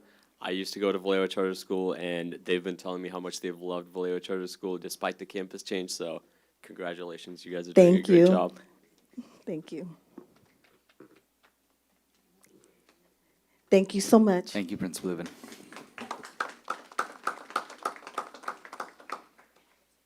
Moving on to action items.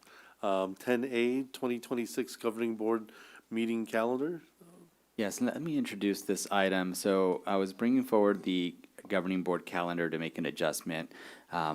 What's been presented is an adjustment for the April meeting, but I believe we're looking to change that. The other thing I want to point out is I've made a recommendation to the board to adjust our March 11th board meeting, which is our next regular board meeting, asking that we switch it to March 10th, which would be a Tuesday evening, for the sole purpose that we can attend the Solano County Office of Ed's board meeting on March 11th, where they will be discussing interdistrict transfers and appeals. And I think it's really important that our district show up to that meeting to lend our voice to the county and why we need their support in keeping our students in Vallejo. Thank you. Can you get Trustee Fox? I'd like to make a motion to amend the item that we change our regular scheduled meeting on Wednesday, March 11th to Tuesday, March 10th, and to leave the calendar as it is with our April 8th and not change to the 1st. Oh, wait, stay to the 1st and not change to the 8th. Trustee Hodges? Second. Roll call, please. Trustee Fox? Aye. Trustee Hodges? Aye. Trustee Young? Aye. Vice President Flores? Aye. President Amboy? Aye. Trustee Valdez Jacobo? Aye. Trustee Arbaugh? Aye. And Trustee De Leon is absent. The motion passes 5. So just to summarize, the only change we're making to the currently published one is the March 11th will be March 10th. And then we're reverting back to the April 1st, correct? Yes. Okay, perfect. Action item 10B, ratification of Griffin Technologies Shade Structure Project on former Hobbs campus and approval of requisition number 2 for Measure S bond. Proceeds to Griffin Technology Academies. Pillar 4, Community Centered Education. Superintendent Fernandez, please. Thank you, President Amboy, trustees, community. I wanted to give a little bit of why around this item is coming before the board. Under the amended and restated Measure S memorandum of the understanding between the district and Griffin Technology Academy, the district serves as the issuer and steward of Measure S general obligation proceeds. Because the bonds were issued by Vallejo City Unified School District, the district retains its fiduciary responsibility for the lawful disbursements of those bond funds. Even when projects are implemented by our charter organizations, the district is legally required to verify that the expenditures are eligible under Measure S, and confirm they align with the bond projects list and governing documents, and formally authorize disbursements of those funds. The charter school cannot directly access those bond funds. Instead, they must submit a formal requisition to the district, and the board must approve or ratify the disbursements at a public meeting. Again, this ensures transparency, compliance, and oversight of those funds. So the what? This is a ratification of two components, the shade structure project at Griffin Technologies on the former Hobbs campus, which falls under eligible Measure S improvements. Griffin Academies has submitted a requisition number 2 for bond funds derived from the 2023 sale. This request totals $2,010,600.62, and this includes payment to BHM Construction for those services.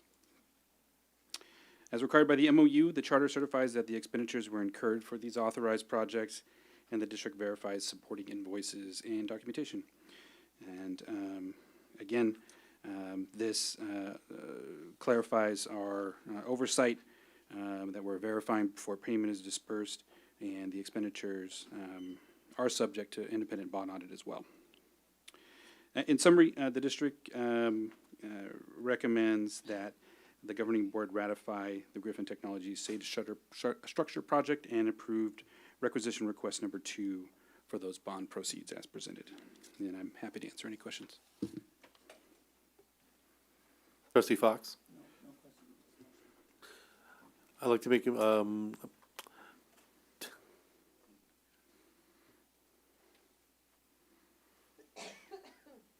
Trustee Fox, do you have a motion? Yes. I'd like to make a motion to approve 10B. Trustee Hodges? Second. Roll call, please. Trustee Fox. Aye. Trustee Hodges. Aye. Trustee Young. Aye. Vice President Flores. Aye. And President Amboy. Aye. Our student trustees are absent.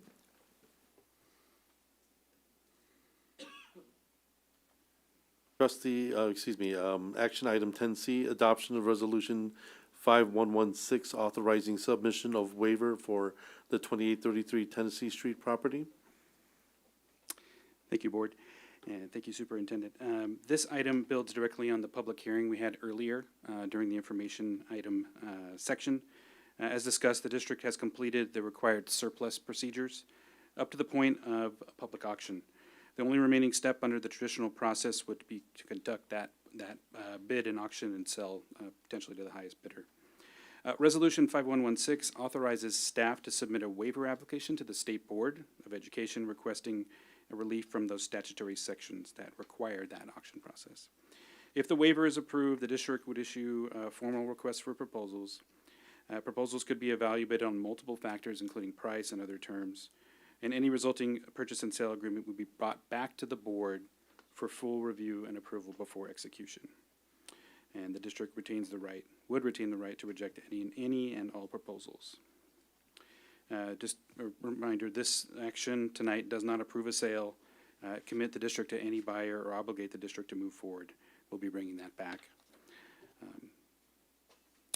Ultimately, staff believes that pursuing a waiver aligns with that responsibility of managing our assets responsibly and to treat our surplus property in a business-like manner, thinking about community impact and long-term planning. Staff recommends adoption of Resolution 5116, authorizing the submission of a waiver to the State Board of Education. Happy to answer any questions. Vice President Flores? I'd like to make a motion to adopt resolution number 5116. Trustee Fox? Second. Roll call, please. Trustee Fox. Aye. Trustee Hodges. Aye. Trustee Young. Aye. Vice President Flores. Aye. President Amboy. Aye. Student trustees are absent. The motion passes 5 yes. Thank you. Action item 10D, adoption of resolution 5120, early retirement notification incentive, pillars 1, 2, 3, 4, supporting docs. Good evening, President Amboy, Vice President Flores, trustees, Superintendent Aurelio. I'm here to present Resolution 5120, honoring the service of district employees considering retirement and authorizing the negotiation of an early retirement notification incentive.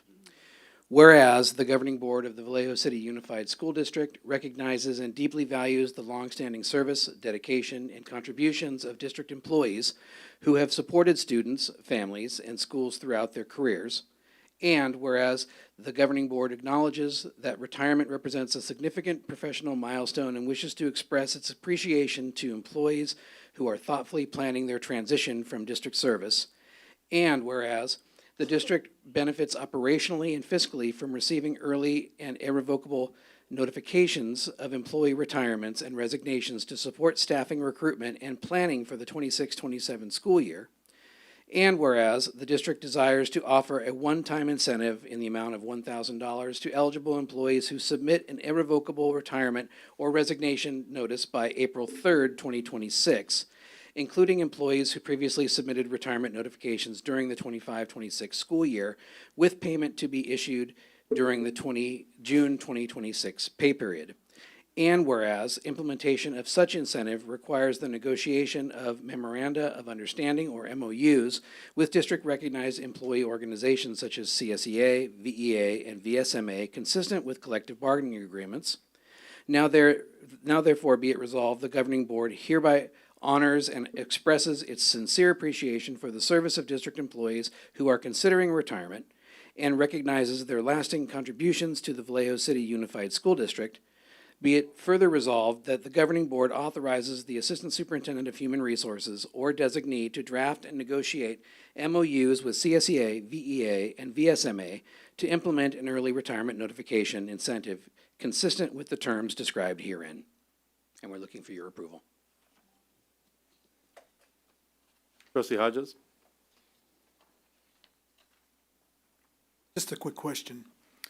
The incentive is just for, Early notification. right, it's not part of the retirement plan, right? Correct.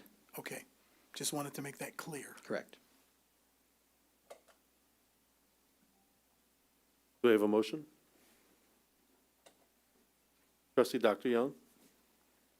Okay, let me get some clarification. The $1,000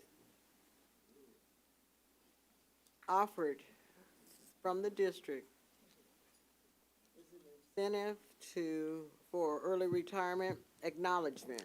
Correct. Okay. That doesn't have anything to do with PERS when they get their retirement. Correct. Okay, yeah. Yeah, this is just letting us know so we can plan. It's a separate entity altogether. Correct. Okay, it's like go to dinner money. No, I'm sorry.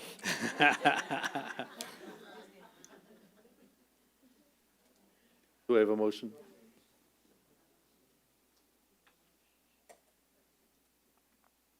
Vice President Flores? Sorry, I have one question. One question, then I'll set the motion.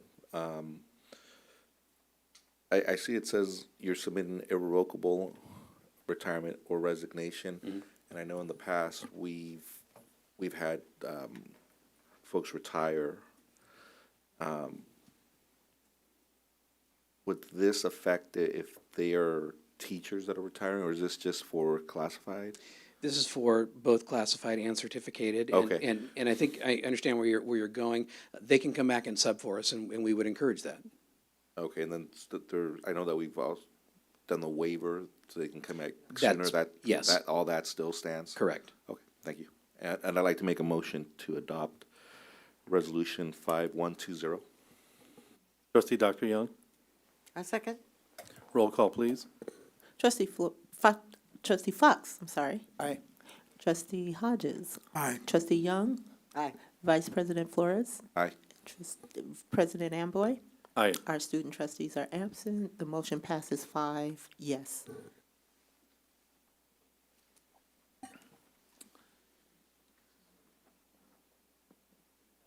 E, adoption of Resolution 5121, supplemental employment retirement. Thank you. This is Resolution 5121. Whereas California Government Code Section 53224 authorizes school districts to make contributions to retirement plans, and whereas the Vallejo City Unified School District desires to provide retirement benefits to its employees under such a plan, and therefore it is resolved that the Board of Education of the Vallejo City Unified School District hereby establishes a retirement plan for certain eligible employees of the district effective July 1, 2026. Resolved further that the eligibility requirements for employees to participate in such a plan shall be as follows. Employees must be certificated, classified, certificated management, or classified management employee of the Vallejo City Unified School District. Employees must be in paid and active status with the district by the end of the assigned calendar or receive management approval for an earlier retirement resignation date. Employees must be at least 55 years of age with at least 5 years of consecutive service with the district by June 30, 2026. Employee must be eligible to retire from CalSTRS or CalPERS. Employee must permanently retire and resign from the district as of June 30, 2026. Employee must submit a letter of retirement resignation and the CERP enrollment package by April 3rd, 2026. Resolve further that the board hereby adopts that the certain plan known as the Vallejo City Unified School District Supplemental Employee Retirement Plan will be effective July 1, 2026. Resolve further that the employer contribution required to fund each participant's benefit shall equal 70% of the participant's annual salary for the participant's last year of school employment. Resolve further, if the Vallejo City Unified School District determines that enrollment in the CERP plan does not meet the operational and financial goals of the district may rescind the plan. If the district chooses to rescind the CERP plan, employees may revoke their letters of retirement or resignation. Further resolved that the Vallejo City Unified School District shall make contributions to the plan to fund the annuities purchased pursuant to the plan. Resolved further that for the purpose and limitations on contributions under the plan as prescribed by Section 415 of the Internal Revenue Code of 1986 as amended, the limitation year shall be the plan year as defined by the terms of the provisions of the plan. Further resolved that the purpose of the clarification of administration of the plan, but not for purposes of making said plan subject to Title I of the ERISA, the board hereby designates the district as the plan administrator.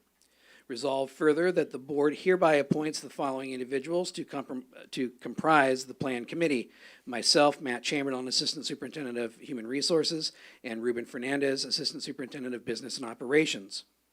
Resolve further that the board hereby authorizes any member of the plan committee to execute on behalf of the district the Form 2848 Power of Attorney and the Declaration of Representative. Resolved further that the board hereby appoints Keenan Financial Services as the contract administrator to assist the district with the implementation and administration of the plan. Resolved further that the board hereby authorizes and directs Matt Chamberlain and Ruben Fernandez to take the following actions.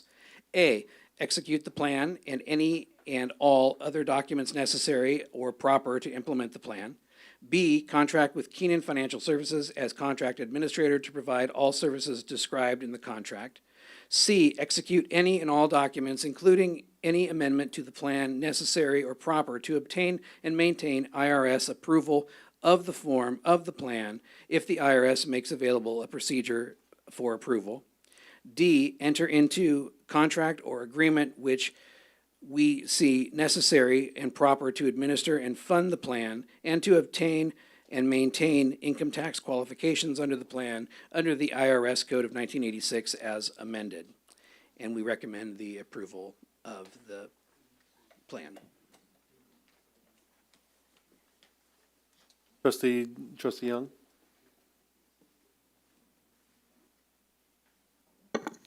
Question. This is a lot, okay, but it's beneficial.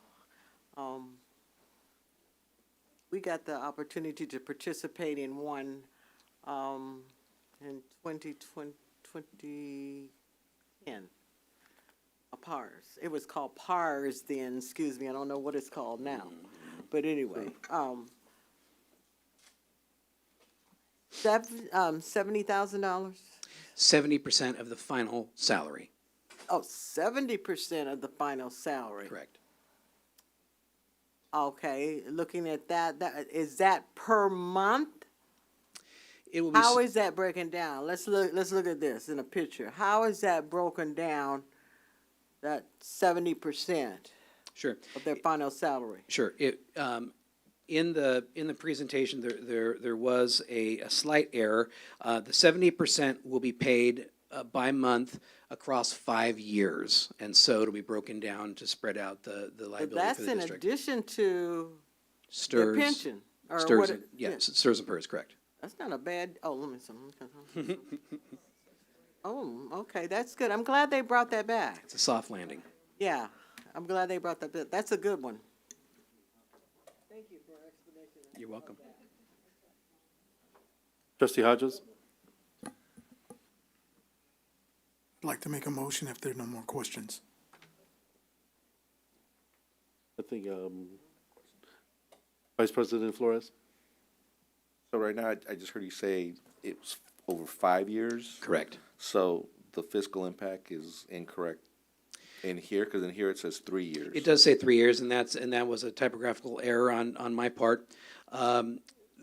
The fiscal impact, as Keenan has described to us, is across the length of the plan about a $6 million savings. Okay. And then, how many, roughly, do we have a count of how many folks will qualify for this? I'm not sure about it. We did an initial estimate of employees who are over the age of 55 who may qualify with the years of service, and we believe we have about 110 employees who would qualify. We would need to make sure that we meet a break-even point to make sure it's financially responsible for the district, and we're still determining that number. Okay. Thank you. You're welcome. Will they get any kind of financial counseling from their, like we got from CalSTRS and stuff like that before they actually embarked upon something this, I mean, it's a life changer. Absolutely. So in working with Keenan, we're going to be scheduling group workshops to begin with that will have STRS and PERS representatives to be able to give information regarding STRS and PERS. And then from there, Keenan will schedule individual appointments with members to further go over the plan, and we'll have the earning sheets for them so they'll be able to kind of map that out better. Trustee Hodges? I'd like to make a motion to adopt 10E. Trustee Dr. Young? A second. Roll call, please. Trustee Fox. Aye. Trustee Hodges. Aye. Trustee Young. Aye. Vice President Flores. Aye. President Amboy. Aye. Our student trustees are absent. The motion passes 5 yes. Down to 10F, adoption of resolutions 5111 in the matter of the discontinuance of classified positions due to the lack of work and/or funds for the 2026-2027 school year. And just before, we do have comments for this item. You'll present, and then if you want to do comments, and then we'll. Yes. Okay. Thank you. Resolution 5111, whereas Education Code Sections 45114, 45117, 45298, and 45308 permit the governing board to reduce or discontinue classified services and terminate the employment of affected classified employees not later than the beginning of the following school year due to lack of work and/or lack of funds. And whereas the governing board of the Vallejo City Unified School District has determined that it shall be necessary to reduce or discontinue the classified services of the district as described herein no later than the beginning of the 2026 school year due to lack of work and lack of funds. And whereas it shall be necessary at the end of the 25-26 school year to terminate the employment of certain classified employees of the district as a result of this reduction or discontinuance in classified services. And whereas the board passed resolution number 5105 on January 14th, 2026 to reduce and eliminate certain classified services. And whereas it is the opinion of the board that it is in the best interest of the board, the best interest of the district, including the welfare of the district's schools and pupils, to reduce or discontinue additional classified services not listed in resolution number 5105, and as a result, terminate the number of classified employees of the district as hereinafter set forth. Now, therefore, let it be resolved, the governing board of the Vallejo City Unified School District as follows. 1, that the foregoing recitals are true and incorporated herein by this reference. 2, that the following classified services be reduced or eliminated as indicated commencing with the 26-27 school year. And the attachment to the resolution shows the amended list of classifications from last month, and the changes are bolded for your attention. But we're looking at a total of 147.40 FTE. 3, that due to the reduction or elimination of classified services set forth herein, the number of classified employees of the district be reduced pursuant to Education Code Section 45117, that the district superintendent or designee is directed to send appropriate notices to all employees whose services shall be terminated by virtue of this action pursuant to Education Code 45117, and that this resolution shall supersede resolution number 5105 passed on January 14th of 2026. And before, let's see if I can get to my notes here. Before I conclude and we take questions, I want to remind the board of the statement I made last month in regards to the letter that was sent on January 12th by the Solano County Office of Education, where they say in the conclusion, fiscal year 26-27 will be a pivotal year for the district.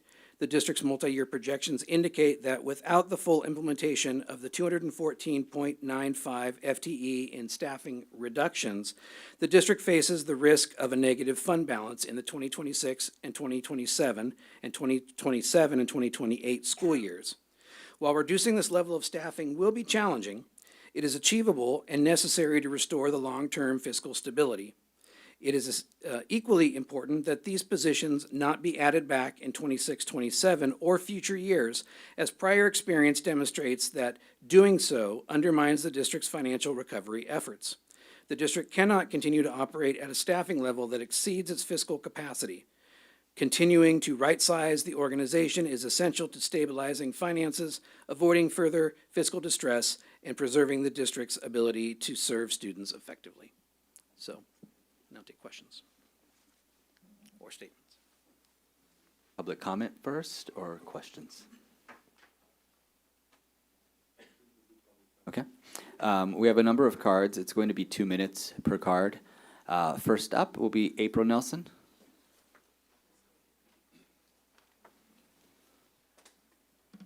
Good evening, governing board members.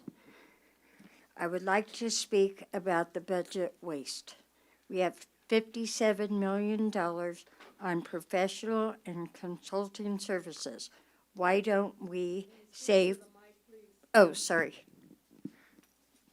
Thanks. Start again on that part. $57 million on professional and consulting services. That's how much money we waste. Why don't we save our classified workers to make a difference for our special ed department across our district? Our students that are special education deserve our services also. They are why we show up to school every day. They cannot speak for themselves, so I am going to do that for them. Thank you. Thank you. Aubrey Constantino.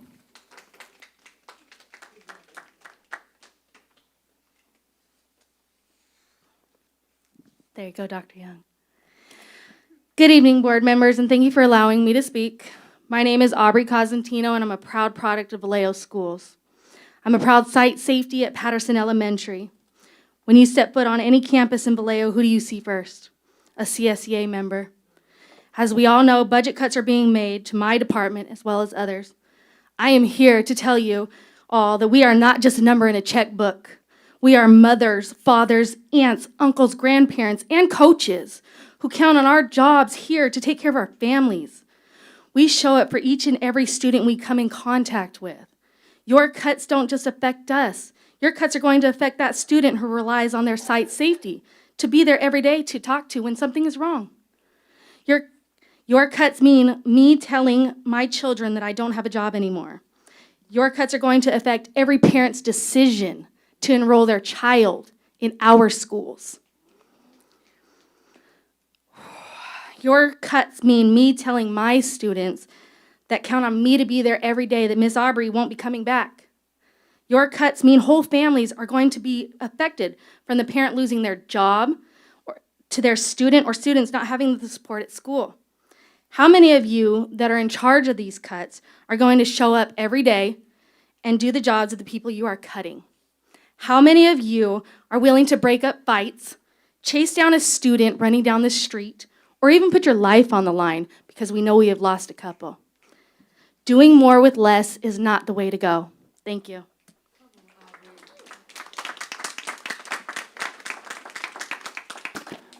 Thank you. Nina Martinez. And then Colette, you're next after Nina.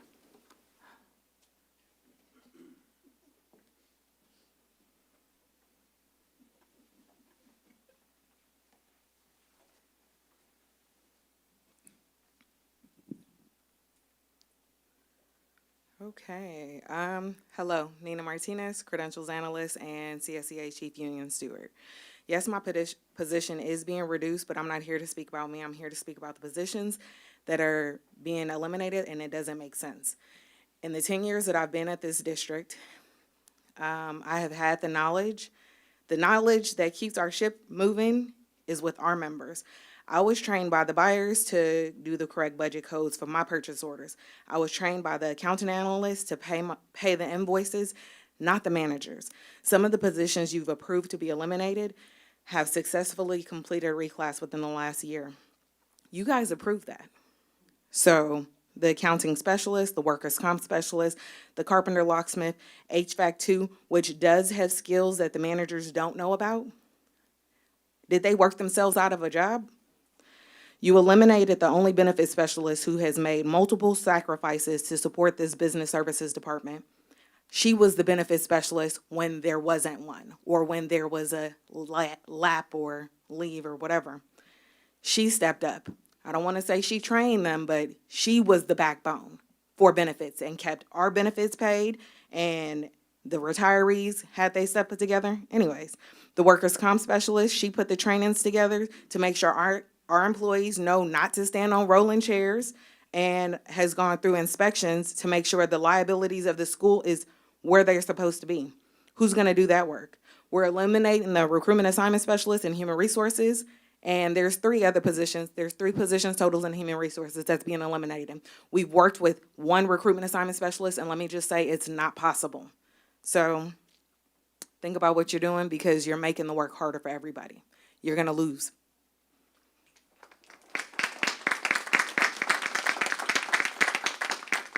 Colette. Good evening, board and community members. My name is Colette Laye, and I'm a library media tech 1 at Federal Terrace School. On March 19th, 2025, I stood here for the first time speaking about classified employees being laid off, and tonight here I am yet again speaking of how important we are to our school. Why? Because once again, they want to lay off more of us. We keep hearing that our school board and our district want what is best for our students' community, yet we, the classified employees, are the one who have truly wanted what is best for our students and community.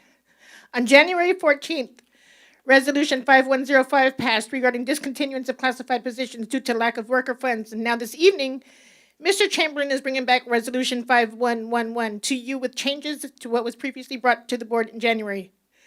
So this is telling me that folks that work at the district level do not know what is best for our schools at the site level. The FTE numbers, if you actually look at them, are incorrect. I've gone through several of them. I even verified with other classified employees. The numbers don't add up, so someone didn't double check their work. As a school board member, are you as the school board members getting the information that is needed to make these decisions? Do you as board members know that we only have 1 electrician, 1 plumber, 2 climate control specialists, 1 benefit specialist, 1 worker comp specialist? The list can go on. Every single position I just listed, you as board members gave the district the okay to eliminate. We keep hearing we are going through a reorganization. Have you as board members been told what that reorg looks like? Because we, the employees, have not a clue what it looks like. Please dig deep down within yourselves and vote no to Resolution 5111, especially since the numbers for the FTEs are wrong. Thank you.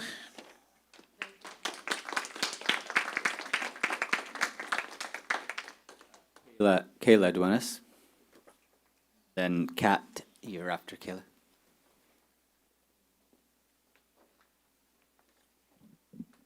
Good evening. My name is Kayla Duenas. I am the lead human resources technician and have been with the district for just over 9 years.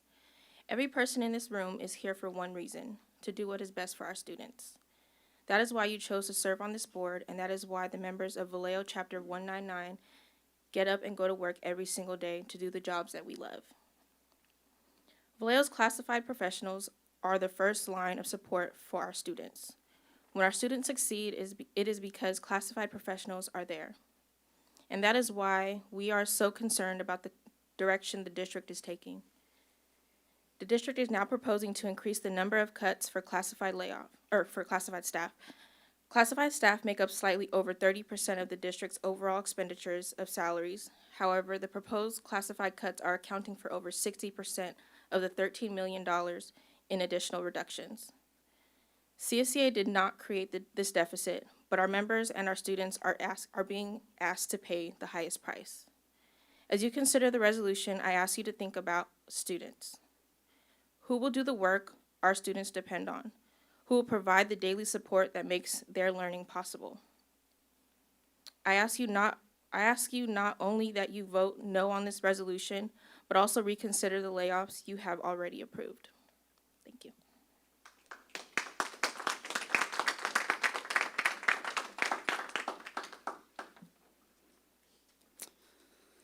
Good evening. As president of Vallejo Chapter 199, I represent 617 classified professionals employed by this district. For months, CSEA has acknowledged the district's financial situation, and the reality of $30 million deficit is a serious challenge, and it deserves a serious solution. But the resolution before you tonight does not reflect that plan that puts students first. I say that with confidence because I have sat at the bargaining table for 15 years now. When the district is truly in a crisis, every dollar matters. Why is the district spending money on outside consultants during negotiations? Has the board been fully informed of those costs? Why was legal counsel brought into negotiations for the first time December of 2025, when we already have a chief negotiator? CSEA has asked one simple question over and over again. What is the plan? We have asked, how can we help? How can we collaborate? How can we find real savings without harming students, instead of decisions being made behind closed doors? We keep seeing organizational charts that list only management positions, but no workers who directly serve our students. Cuts of this magnitude cannot and should not fall almost entirely on the classified employees. When classified positions are eliminated, students lose services that is immediate and real. Vallejo community understands this. Parents and community members are asking the same questions. We have more than 1,040 signatures on this petition because they know cutting essential staff support hurts our students. Tonight, we're asking you to do what you were elected to do. Ask the hard questions, demand transparency, and hold management accountable. Before you vote, we ask you to picture the students who rely every day on the people you are about to lay off. They will feel these cuts in their classrooms, on their campuses, and in their lives long after tonight. Let us not forget what was best for our students and why we all come here every day.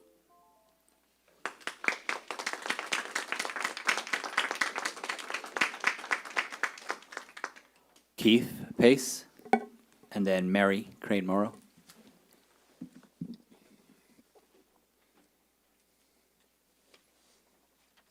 Good evening, President, trustees, and superintendent. My name's Keith Pace, and I'm the executive director of CSEA. For those of you who don't know, CSEA is a statewide member-run union representing about 250,000 classified employees throughout the state in about 800 school districts statewide. So before I begin, I want to recognize the classified employees here tonight. I want to make sure you see them. Don't look at me, look at them. They're the ones who open the gates, greet families, keep campuses safe, clean, schools, feed kids, support students with special needs, and to keep the schools running. They're the ones who carry the burden of these decisions, and I want to thank them for showing up. So I am also going to ask you to pause and reconsider this decision. And I'm not asking you that as somebody who's an outsider coming into your board meeting. I live in Vallejo. I've lived in Vallejo since 2004. I've seen the community face instability over and over again. I've watched families do their part, and I've seen every school employee step up. And every year when tough decisions are made, the same question keeps coming back. Who is going to pay? And the same answer repeats itself: the staff. So I want to just say tonight, I've been to this show before. I've worked for CSC almost 40 years. And I know right now there's probably a plan that we're going to reclassify. We're going to have new job descriptions. We're going to realign, and we're going to absorb positions into other positions. And I want to caution you. The money you will pay defending that erroneous action will eat right into the very money you're trying to save. So I want to make a promise to you right now.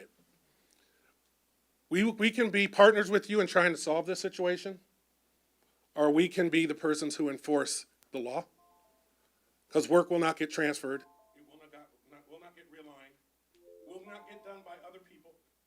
That's bar unit work. It belongs to the bar unit, and CSC is going to defend it. So we want to partner with you. We want to partner with you on an expedited path.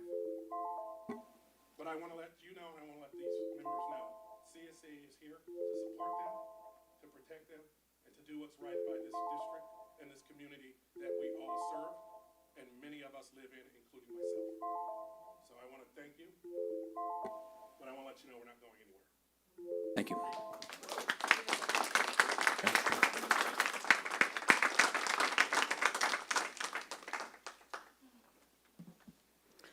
Good evening, one more time. Like many other people have said, we're paying to write new job descriptions.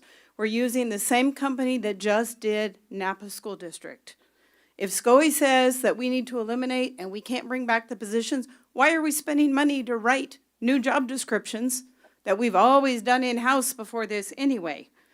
The work isn't going to disappear. Management cannot do the work, especially with as many positions as are being eliminated. Most of those positions are 260 calendars, meaning the full year. They start the new year July 1. Is this plan going to be in effect July 1 so that the grounds and everything will be ready for school to start on time? Classified reductions were increased tonight. Certificated reductions are barely half of the FTE count as classified. Have you guys considered maybe we need to reduce management salaries or maybe reduce more management positions? Who are they going to manage if you get rid of all these classified people? It doesn't make sense. We're the lowest paid employees of the district, and we're taking the biggest hit FTE. It's not the biggest dollar amount, it's the biggest people count. Thank you.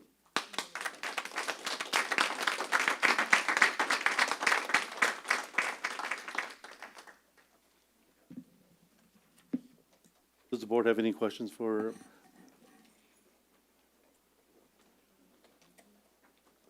Vice President Flores?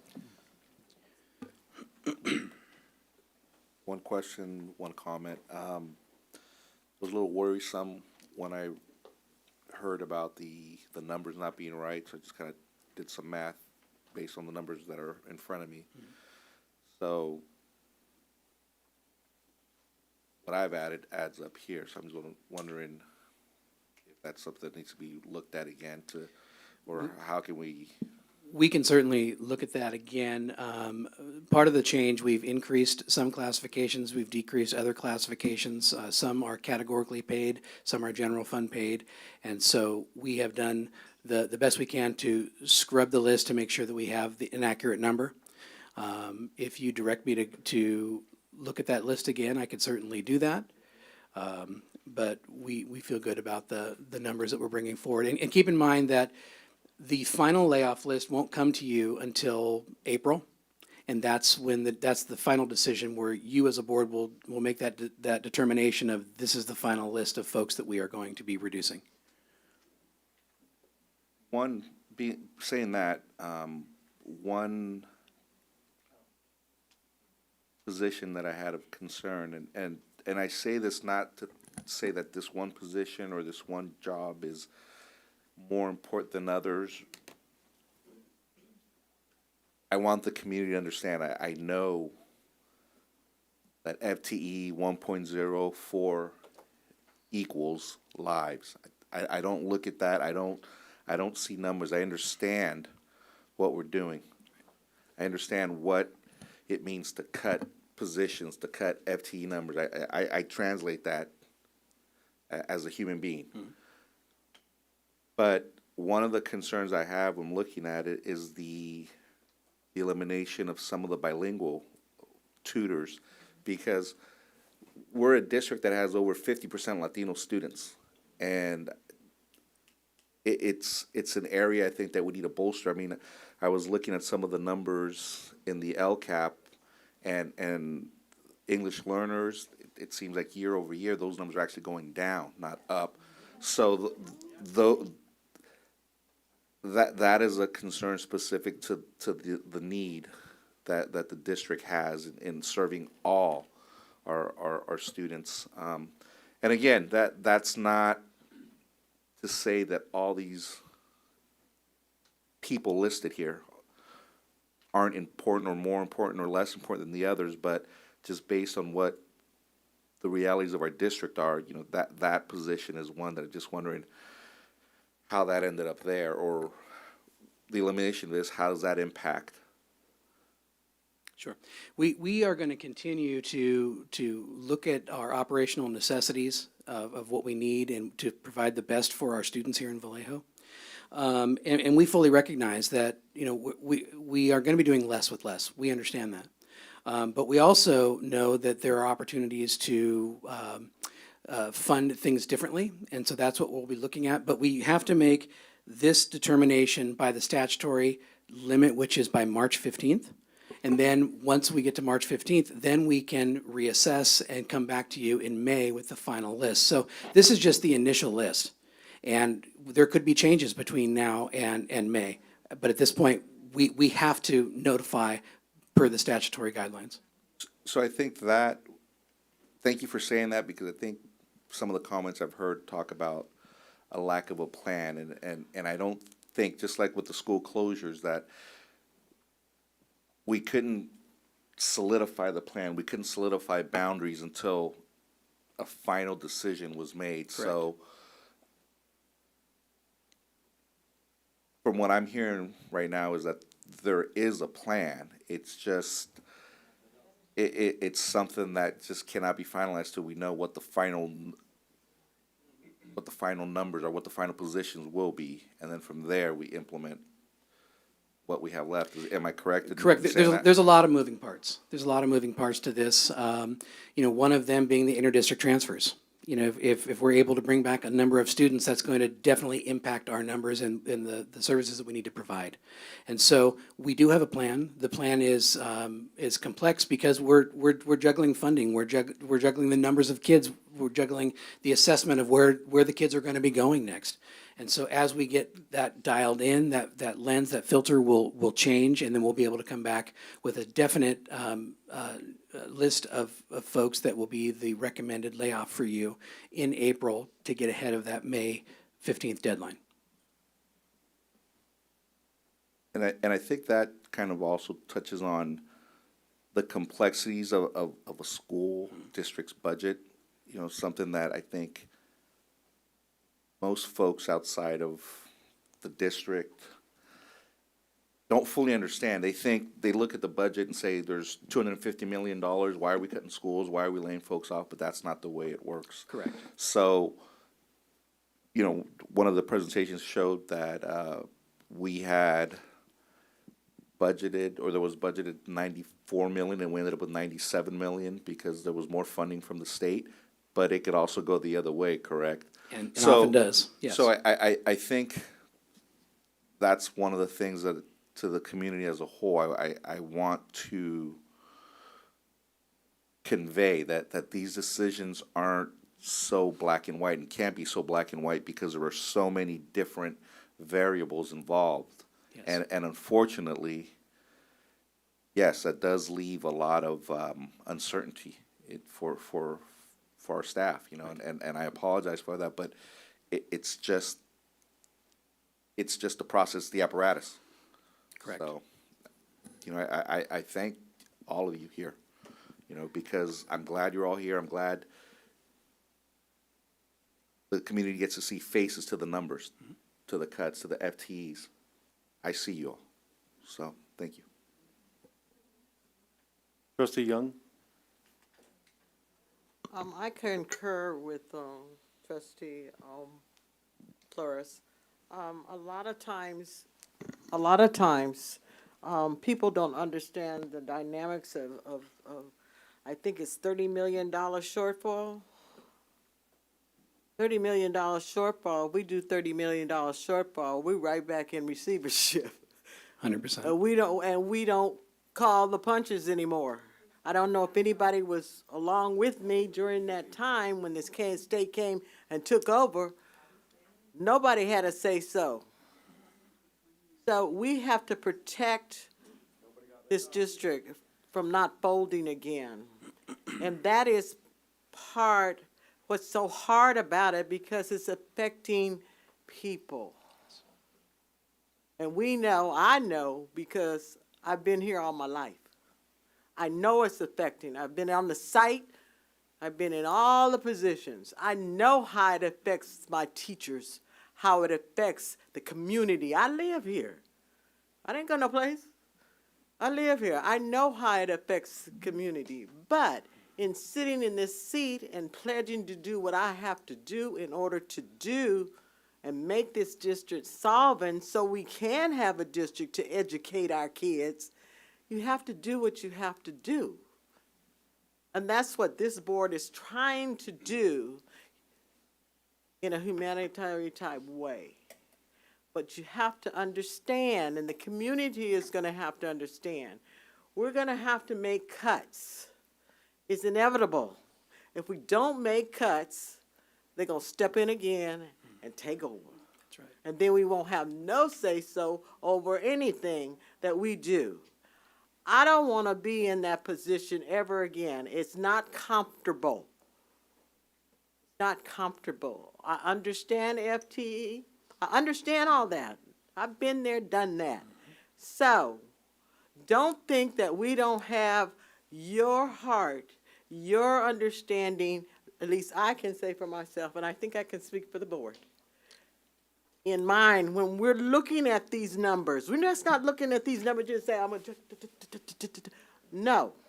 We have sat down along with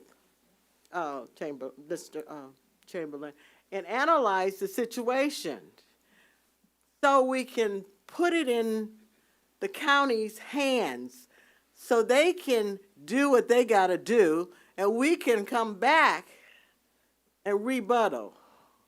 It's a game. I hate to say that, but it's a game. So this is the way we have to play the game in order to get one step ahead. Correct.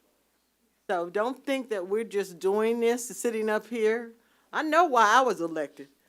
I was in retirement and I didn't have to do this, okay? I know why. I came back to make sure this district is sustainable and these kids are getting an education.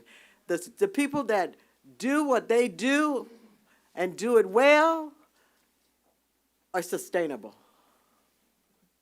So remember, when we sit up here and make these decisions, we're not doing individuals. We're not doing that. We're doing it for the sustainability of this district, the children of these districts, the people that are working in these districts, in order for us to have a district. Thank you. Trustee Fox?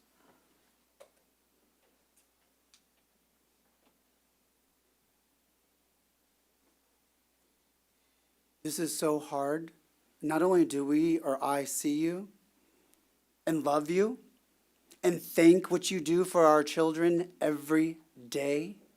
I know what you do because I work in my school every day. I know what you do. I've done it for 28 years. I know the love. I know the commitment. When I came to this district, we had 12,000 students. We're now down to a little below 9,000. 3,000 students gone just since I've been here. 3,000 students gone. That means funding for 3,000 students gone. That's not unique to Vallejo. How many of you heard on the news what Santa Rosa is about to be taken over by the state? Oakland is taken over by the state. San Francisco is going to be taken over, sounds like, by the state very soon. Everyone in this state, because of declining enrollment, people aren't having children. Our schools are 40% full in this nation. So either you run it like a business and live within your means, or the state comes in and takes you over and they make the decisions. We just got out of receivership last June, which I fought and we fought so hard to get out of because we don't want the state telling us what to do. We don't want their claws in us. We live here.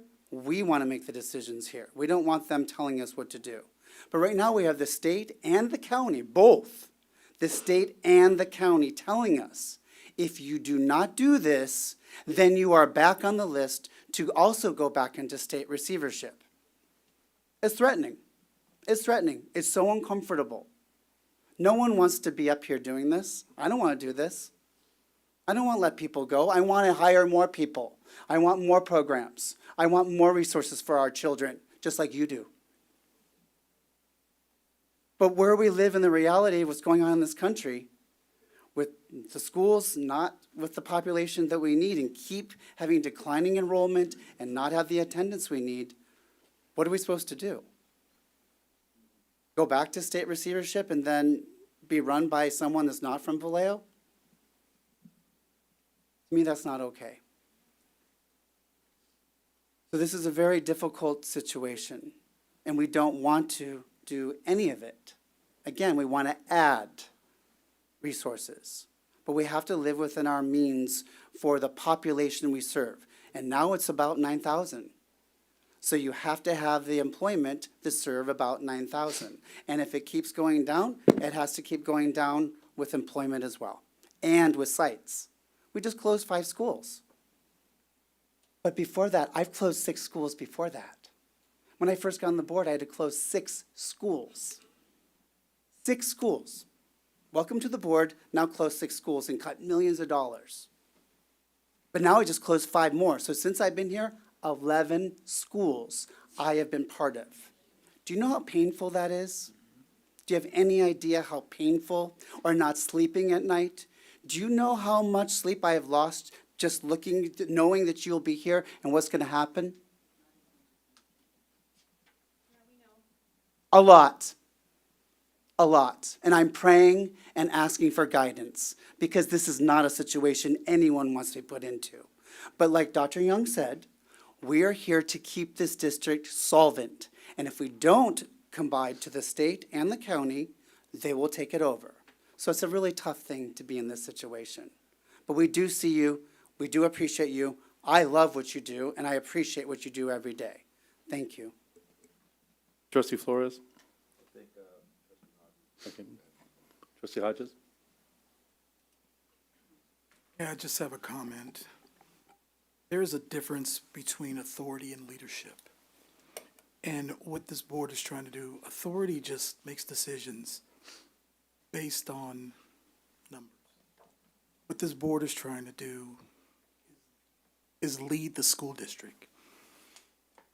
And what leadership entails sometimes is to help you understand what's really going on. What's really going on is that we have to recognize that we're dealing with loss. Funding, student populations going down. One of the first decisions I had to make on this board was to close a school that I attended, Loma Vista.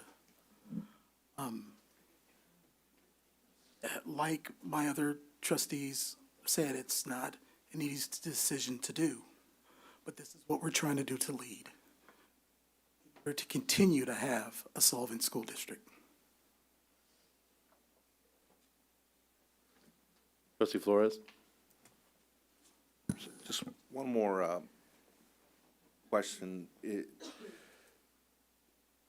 Where we're currently at, staff-wise, certificated, classified, et cetera, is it safe to say it would be good for a district of 15, 20,000 students, that would be an appropriate Yes. size? Yes.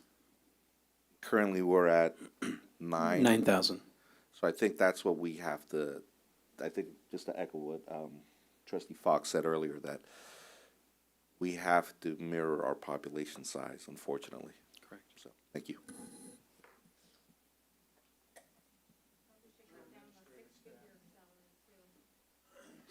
As a parent, I've been living in Vallejo for the last 26 years.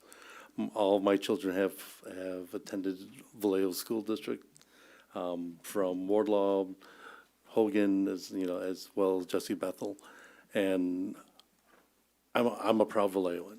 And the reason why I'm on this board is because I want to represent Vallejo. And when I first moved to Vallejo from San Francisco, that was the first thing I heard was, the school has gone bankrupt and we were under receivership. And as a parent, this was very shocking.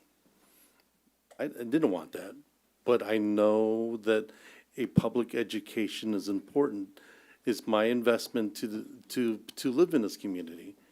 And the time I've spent volunteering, the time my children have been in your schools. I know, Ms. Lubin, my children has been, you met all my children when you were at Hogan, and I appreciate you and thank you for that. But all in all, the decisions that we make here tonight, we do it in the best interest of our community. And we have to stay afloat. And it's like you own a car and you're at the gas station, but you only have $5, but you need to get home, and home is about 20 miles away. Could you make it home with just $5? No, not really. You can barely get a gallon of gas. But the important thing is that everyone in the community does realize is that we do this in good faith, and that we're trying to our best. It hurts. We don't take these decisions lightly. We really don't. And you have to understand that these are decisions we have to make in order to be a solid school.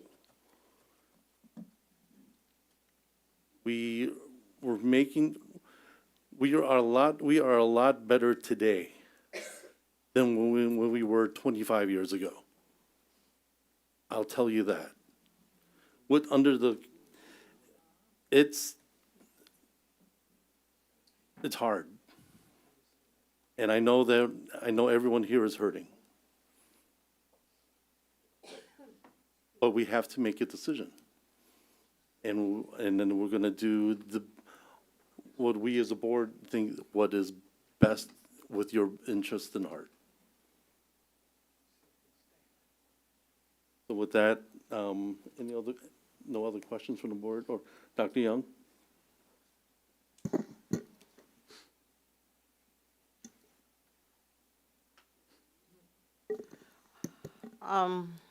When I came into the district in 1972, I'm going to date myself now.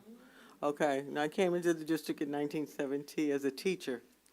At that particular time, we had 20,000 kids in our district. And I just heard that when John came on board, we have 12,000. And now I hear we have 9?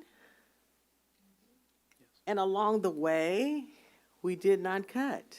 I was here.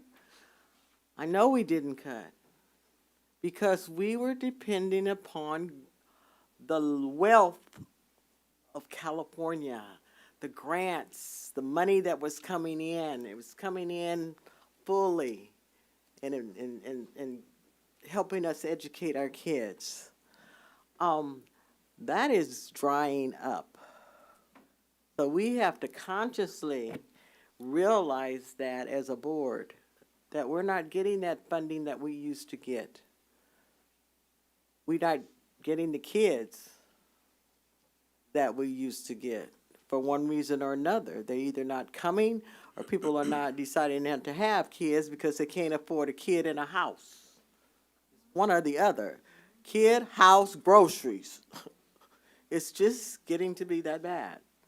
But that's a big drop in population for us, and we haven't adjusted ourselves as we've gone along. So yes, this is an ouch. But as I look back on the numbers, we didn't do enough ouching. That's why we're in the situation we're in now.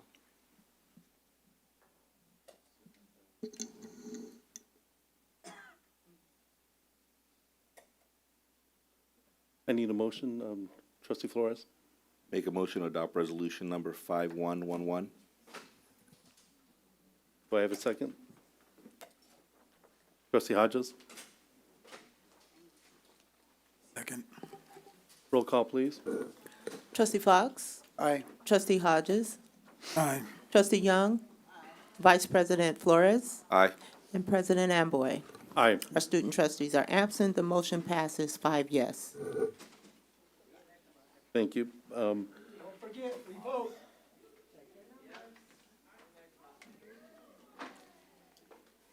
Do we need a break? We'll take a. No.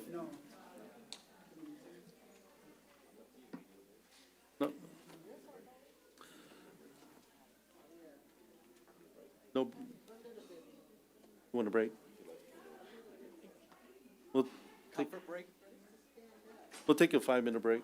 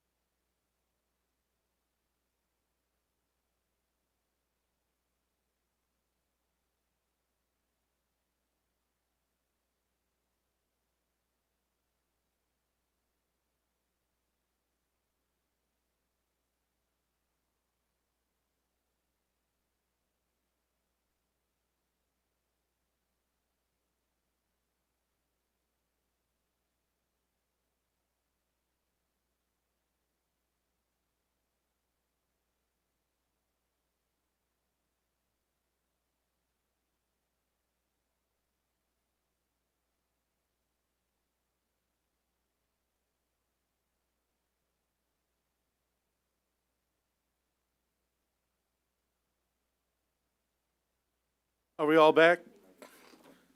Physically in the room, yes. So we did pass. So we're on G. G, got it.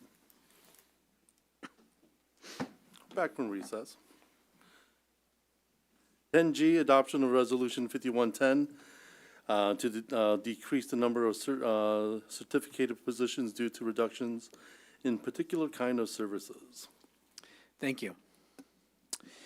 Whereas Education Code Section 44955 authorizes the governing board to adjust and/or discontinue particular kinds of services not later than the beginning of the following school year, and whereas the superintendent and the governing board of the Vallejo City Unified School District have determined that it shall be necessary to reduce the programs and services of the district no later than the beginning of the 26-27 school year, and whereas it shall be necessary to terminate at the end of the 25-26 school year certain certificated positions of the district as a result of the elimination of the programs, and whereas the superintendent and the governing board of the Vallejo City Unified School District have further determined that among employees who first rendered paid services to the district on the same day, the order of termination shall be based solely on the needs of the district and the students thereof.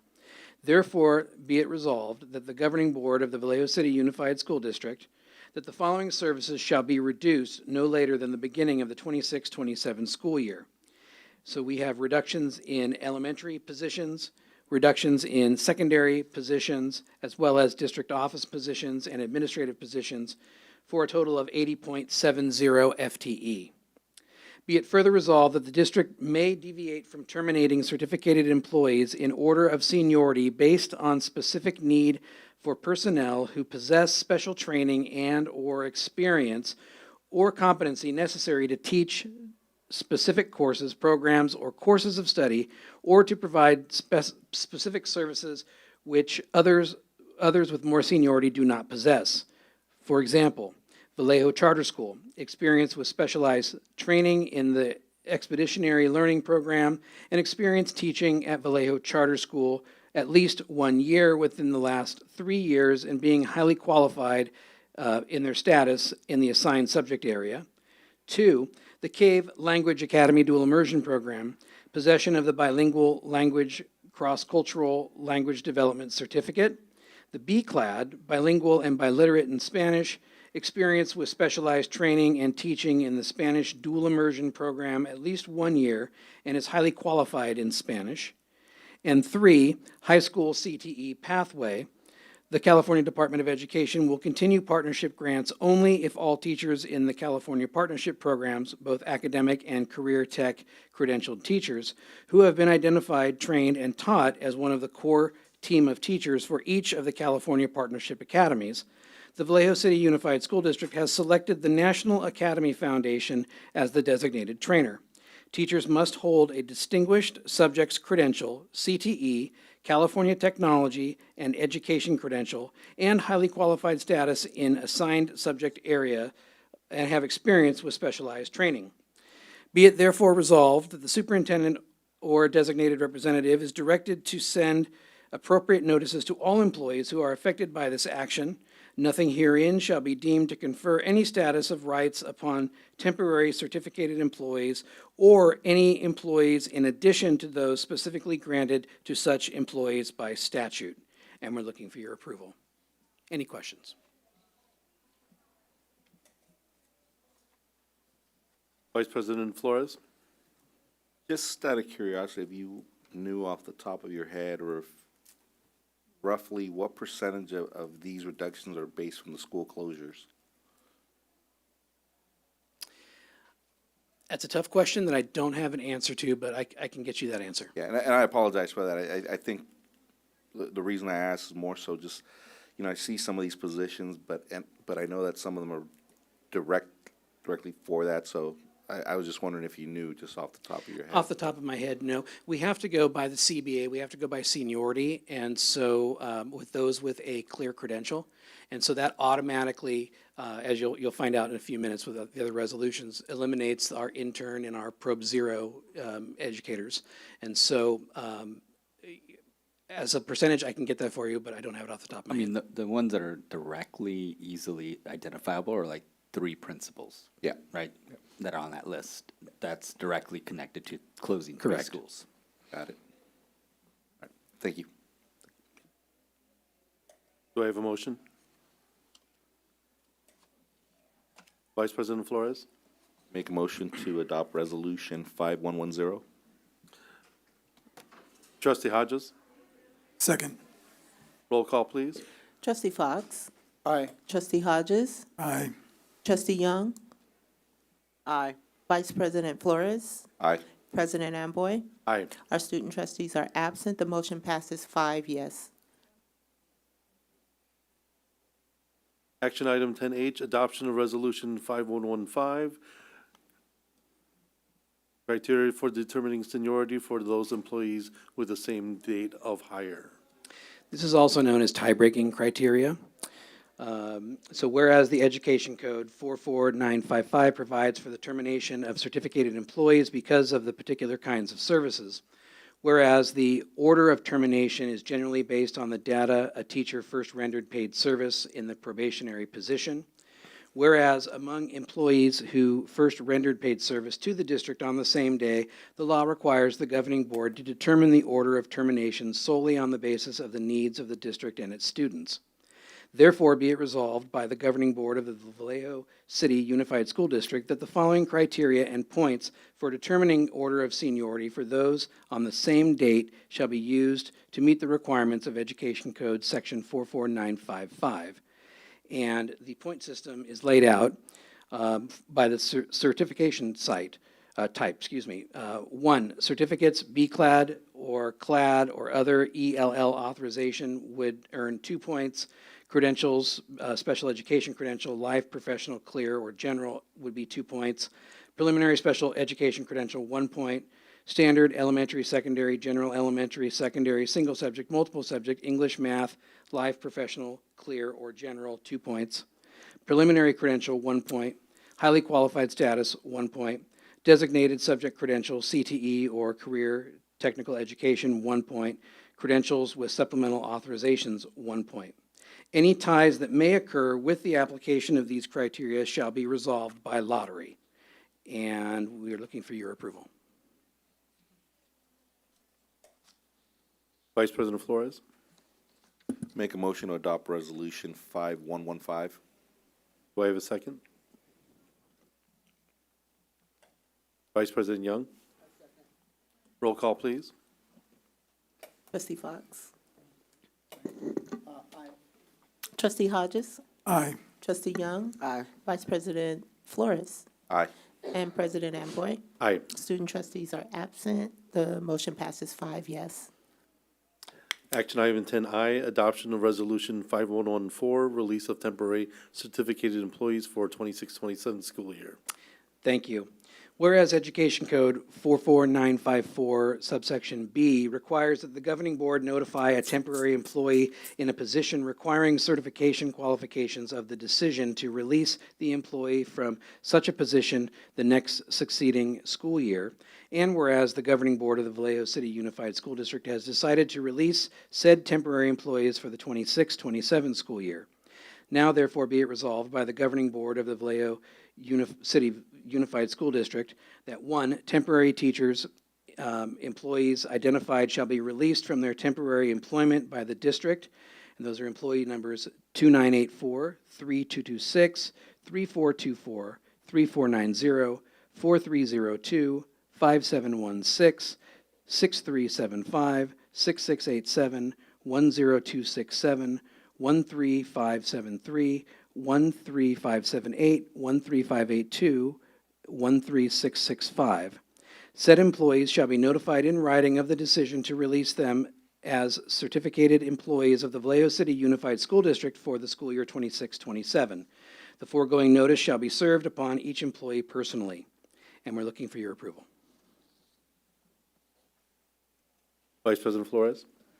Make a motion to adopt resolution 5114. Do I have a second? Trustee Hodges? Second. Roll call, please. Trustee Fox, Aye. Trustee Hodges, Aye. Trustee Young, Aye. Vice President Flores. Aye. President Amboy. Aye. Student trustees are absent. The motion passes 5 yes.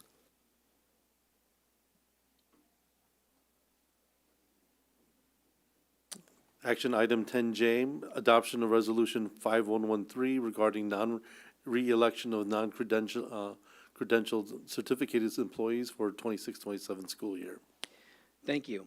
Whereas Education Code 44929.21 subsection B requires that the governing board notify probationary employees in a position requiring certification qualifications of the decision to non-reelect the employee from such a position the next succeeding school year, and whereas the employees identified are employed by the district as a non-credentialed probationary certificated employee for the school year 25-26, and whereas it has been recommended to the governing board of the Vallejo City Unified School District not to reelect said employees for the school year of 26-27, and now therefore be it resolved by the governing board of the Vallejo City Unified School District that the non-credentialed certificated probationary employees listed below shall be non-reelected from their positions with the district.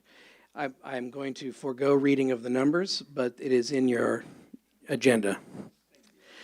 Said employees shall be notified in writing of the decision to non-reelect them as non-credentialed certificated probationary employees of the Vallejo City Unified School District for the 26-27 school year. The foregoing notice shall be served upon each employee personally, and we're looking for your approval. Vice President Flores. I'll make a motion to adopt resolution 5113. Trustee Hodges. Second. Roll call, please. Trustee Fox. Aye. Trustee Hodges. Aye. Trustee Young. Vice President Flores. Aye. And President Amboy. Aye. Motion passes 5 yes. Action item 10K, adoption of resolution 5112, re-election of probationary certificated employees. Thank you. Some background before we start. The school site administration determined that either a Probe 0, Probe 1, or Probe 2 employee would not be continuing with the district, and they were given the option to either take the non-reelection from the board or to resign in lieu of the non-reelection, and that's a personal, professional decision that they need to make. We identified 6 individuals that we were going to non-reelect. As of this evening, we are pulling 3 names off of that list based upon the recommendations of the administrators who feel that the employees either were placed incorrectly and will be successful in another placement, or they felt that there was significant improvement to bring them back the following year.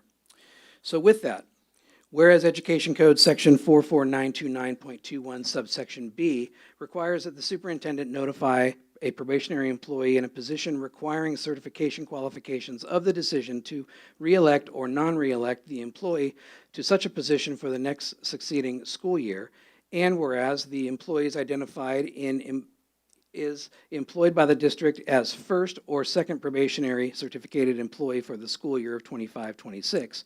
And whereas it has been recommended to the superintendent of the Vallejo City Unified School District not to re-elect said employees for the upcoming school year, 26-27.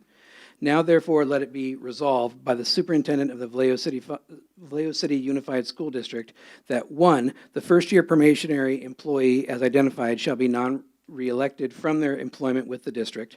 2, said employee shall be notified in writing of the decision to non-reelect him or her as a certificated employee of the Vallejo City Unified School District for the school year 26-27, and the foregoing notice shall be served upon the employee personally or by certified mail addressed to his or her last known address. And we're looking for your approval. Vice President Flores. Make a motion to adopt resolution 5112. Do I have a second? Trustee Hodges? Second. Roll call, please. Trustee Fox. Aye. Trustee Hodges. Aye. Trustee Young. Aye. Vice President Flores. Aye. President Amboy. Aye. Student trustees are absent. The motion passes 5 yes. Thank you. Thank you. Down to reports, Superintendent Aurelio. Great. Good evening, everyone. I know it's been a long night. I do want to just acknowledge our classified ranks who did come this evening and represented well. I want to start just, and it's too bad our students are gone now because I wanted to give one of them a specific shout out this evening, but take a moment to highlight a truly proud Vallejo City Unified School District moment that we had last week. So VCUSD had a strong showing at the CALSA, which is California Latino Superintendents and Administrators Focus on Results Conference, one of the most respected statewide convenings of educational leaders. Our district was represented not just as participants, but as contributors and leaders. Most notably, VCUSD made history with one of our student trustees, Ms. Sonia Valdez-Jacobo, serving as a panel moderator guiding a statewide conversation that included the 12th U.S. Secretary of Education, Dr. Miguel Cardona. That moment speaks volumes about how far this district has come and where we are headed. In addition, VCUSD was represented through presentations by myself, our Director of Communications, Selena Baguiao, and our Assistant Superintendent of Human Resources, Matthew Chamberlain, each highlighting the district's growth, systems building, and people-centered leadership. Adding to that pride, the Jesse Bethel High School JROTC presented the colors at the conference, representing our students, our discipline, and our excellence with distinction. Taken together, this was a powerful demonstration of VCUSD's evolution, student voice elevated, leadership recognized, and our district standing confidently among statewide peers. This is what growth into the future looks like, and it is a testament to our students, our staff, and community. That is my report. Thank you.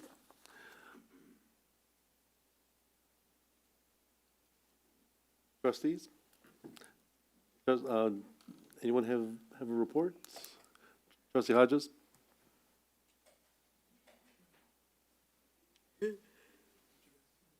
Well, I am happy to report that in the fall, our student population will go up by 2 students. Parents notified me that they will be starting their children for the first time in school at Federal Terrace. Now, they were considering some charter schools, and they decided that Federal Terrace is the best choice for them. So I'd like to make it known that they chose VCUSD first. Trustee And Hodges? that is my report. Thank you very much. Vice President Flores? Just a few things. I attended the PLTI, Parent Leadership Training Institute graduation for the cohort that was out of Fairfield. That program is something close to my heart ever since I first went in and saw the presentation, because we're talking about a program that not just teaches civic engagement, you know, I mean, that's what it does do, but what it really, like for me, what it really does is that it gives voice and agency to people that sometimes maybe thought they didn't have it. And not just to the parent, but to the child. You know, so we're talking about generational effects. So I'm also happy to report that the next cohort is going to be here in Vallejo for the first time. So it'll be at Vallejo Adult School, if I'm not mistaken. So community members, please go apply. PTLI, Parent Leadership Training Institute. Yeah. That's a real good one. I also attended with a couple board members and the superintendent. We went to the Chamber of Commerce 151st Annual Installation Awards and Dinners. I wasn't there for the full time, but I was there to see a little bit of the event. And also I attended the 2+2 committee meeting. Give me 1 second, let me pull up the notes for that. We talked about, we talked about, yeah, we talked about SROs, the possibility of them coming within the near future. My comment to that was hopefully we don't have that or the need for that, because our district and our infrastructure will be in place, that's just not going to be a necessity for our district. So that's my goal. I feel like SROs have a place, and my goal is that VCUSD is not going to be the place for that. Additionally, they mentioned how, I think it was the 23rd, is when VPD and Solano Sheriff's partnership went into effect. So Solano Sheriffs from Wednesday to Saturday from 2 p.m. to midnight will be covering the areas of, I believe it's East Vallejo and the Glen Cove area, and that's going to free up manpower or resources, for VPD to saturate the areas of West Vallejo and North Vallejo. I live in West Vallejo, and I have noticed an uptick of police presence, so that's great. The other thing is the closure, Nebraska Street closure. It's pretty much ready to go.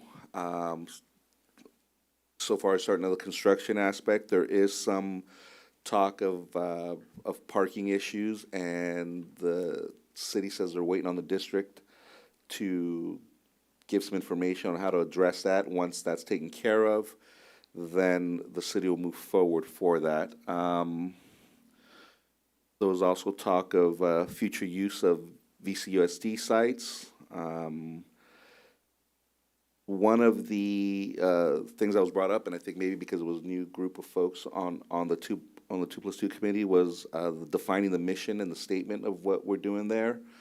I believe the consensus was, at least my feeling is, that the goal is that we work in a true partnership where the citizen child of Vallejo comes in at 8 in the morning to the school, becomes a VCUSD student till 3, 5 o'clock, and then he goes back to become the citizen child of Vallejo.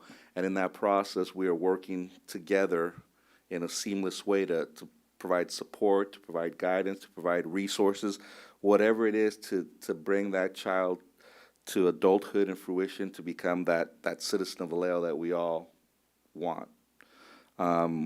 So that's my goal there. One thing I also brought up was possibly trying to do some sort of bike routes, throughout the district, where we can have designated areas for kids to be able to bike, and what kind of programs we can get into for that. Last thing, I believe AB 1659, any student riding an electric bike to school needs to pass a CHP certified test, and how that's going to impact our district. So that was something that was brought up. So that was the 2+2. I'm not sure if Dr. Young, I apologize if I took everything, if she might add anything to that.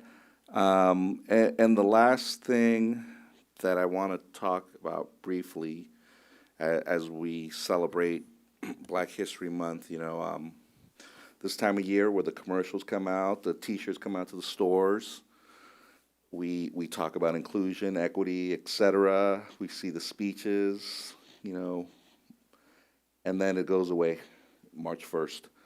So I came across something online that really visualized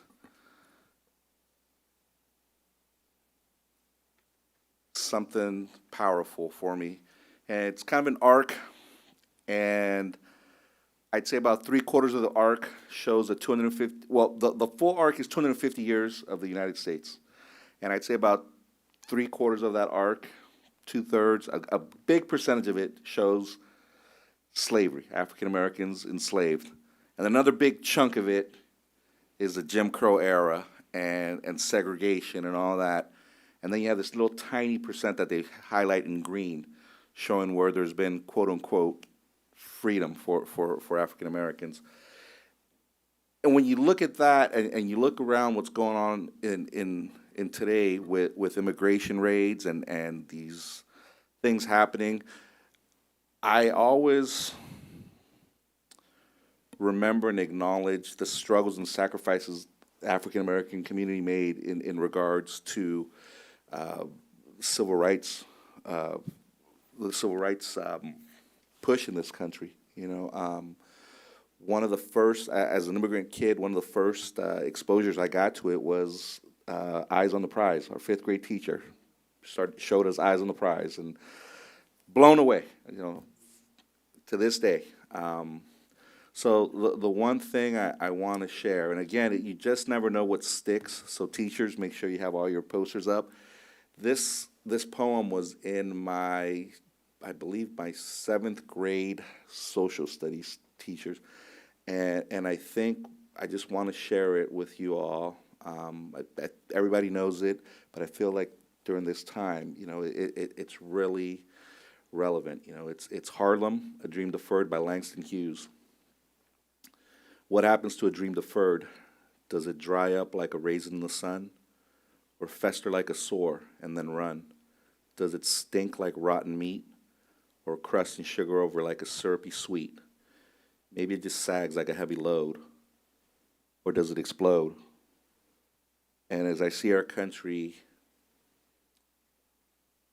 with the American dream, however you want to define it, I know how I define it, but the American dream, you know, being deferred, yeah, so with that, thank you all for, let me get off my soapbox now, but that's my report. Thank you. Trustee Fox? Went to the chamber event, like Trustee Flores said, and also to the Democratic Crab Feed with 2 other trustees last week. That's my report. Trustee Young?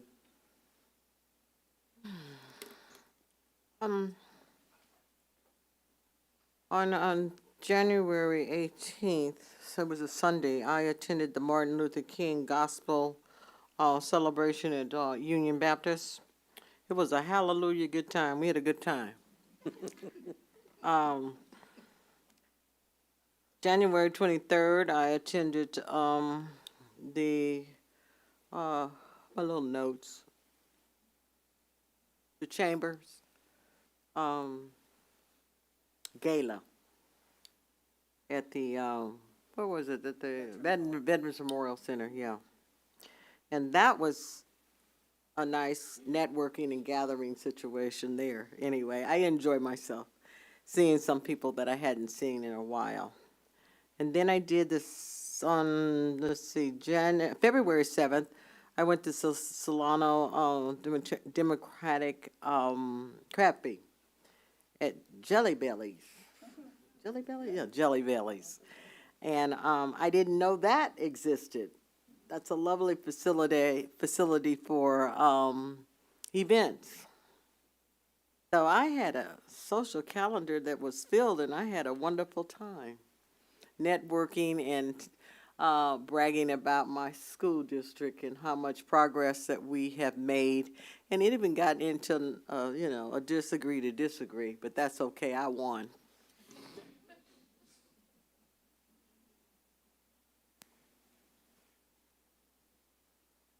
All right, and for my report, I'll keep it short and sweet. Attended council with many of our executive cabinet. I can't tell you how proud I am of each and every one who has presented. The theme, again, the focus of the theme was Cada Semilla Cuenta. You know, every seed counts, and the journey that VCUSD has come to where we are today is something that we should be very proud of. And we are recognized throughout the state of the things that we are doing, the direction that we are going, and you can actually see that among other districts who are kind of following our lead. I won't name any names, but I think it's very important that we continue our fight, that the light at the end of the tunnel is there. I know we're all struggling at the moment, but I can assure everyone who is watching, who is within this community, hang with all of us, because we are going to do things that we will be the envy of the entire state of California. One more thing I wanted to mention, my daughter, class of 2020, of Jesse Bethel High School, has recently accepted her graduate school studies for for Doctor of Physical Therapy at Loma Linda University in Los Angeles. She starts in June, kind of right after our graduation, so I'll be very busy around that time. With that said, let's move on to community forums if needed. None. Closed session if needed. Announcement of upcoming meetings. Yeah, let me correct a couple things here. Just our next board meeting, which is a board study session, that's on February 25th. It'll be held here. The focus of this meeting is on facilities master plan, and those elements. Our next regular board meeting, which we made the change this evening, is not until March 10th. That is a Tuesday evening. Our open session typically starts at 6 p.m. So make a note of that. We also have the next 2x2 or 2+2. That's February 26th at 4:30 p.m. in the City Hall chambers. Also that evening on the 26th, if people can make it, from 6 to 8 p.m., so after the 2+2, the AAPN showcase is that evening. All the announcements I have for upcoming meetings. Great. Future board agenda items. I do have one request. We haven't heard from them in a while. Maybe a presentation or just a report from DLAC. I think with the climate that we're in right now, it'd just be nice to hear some feedback from that group.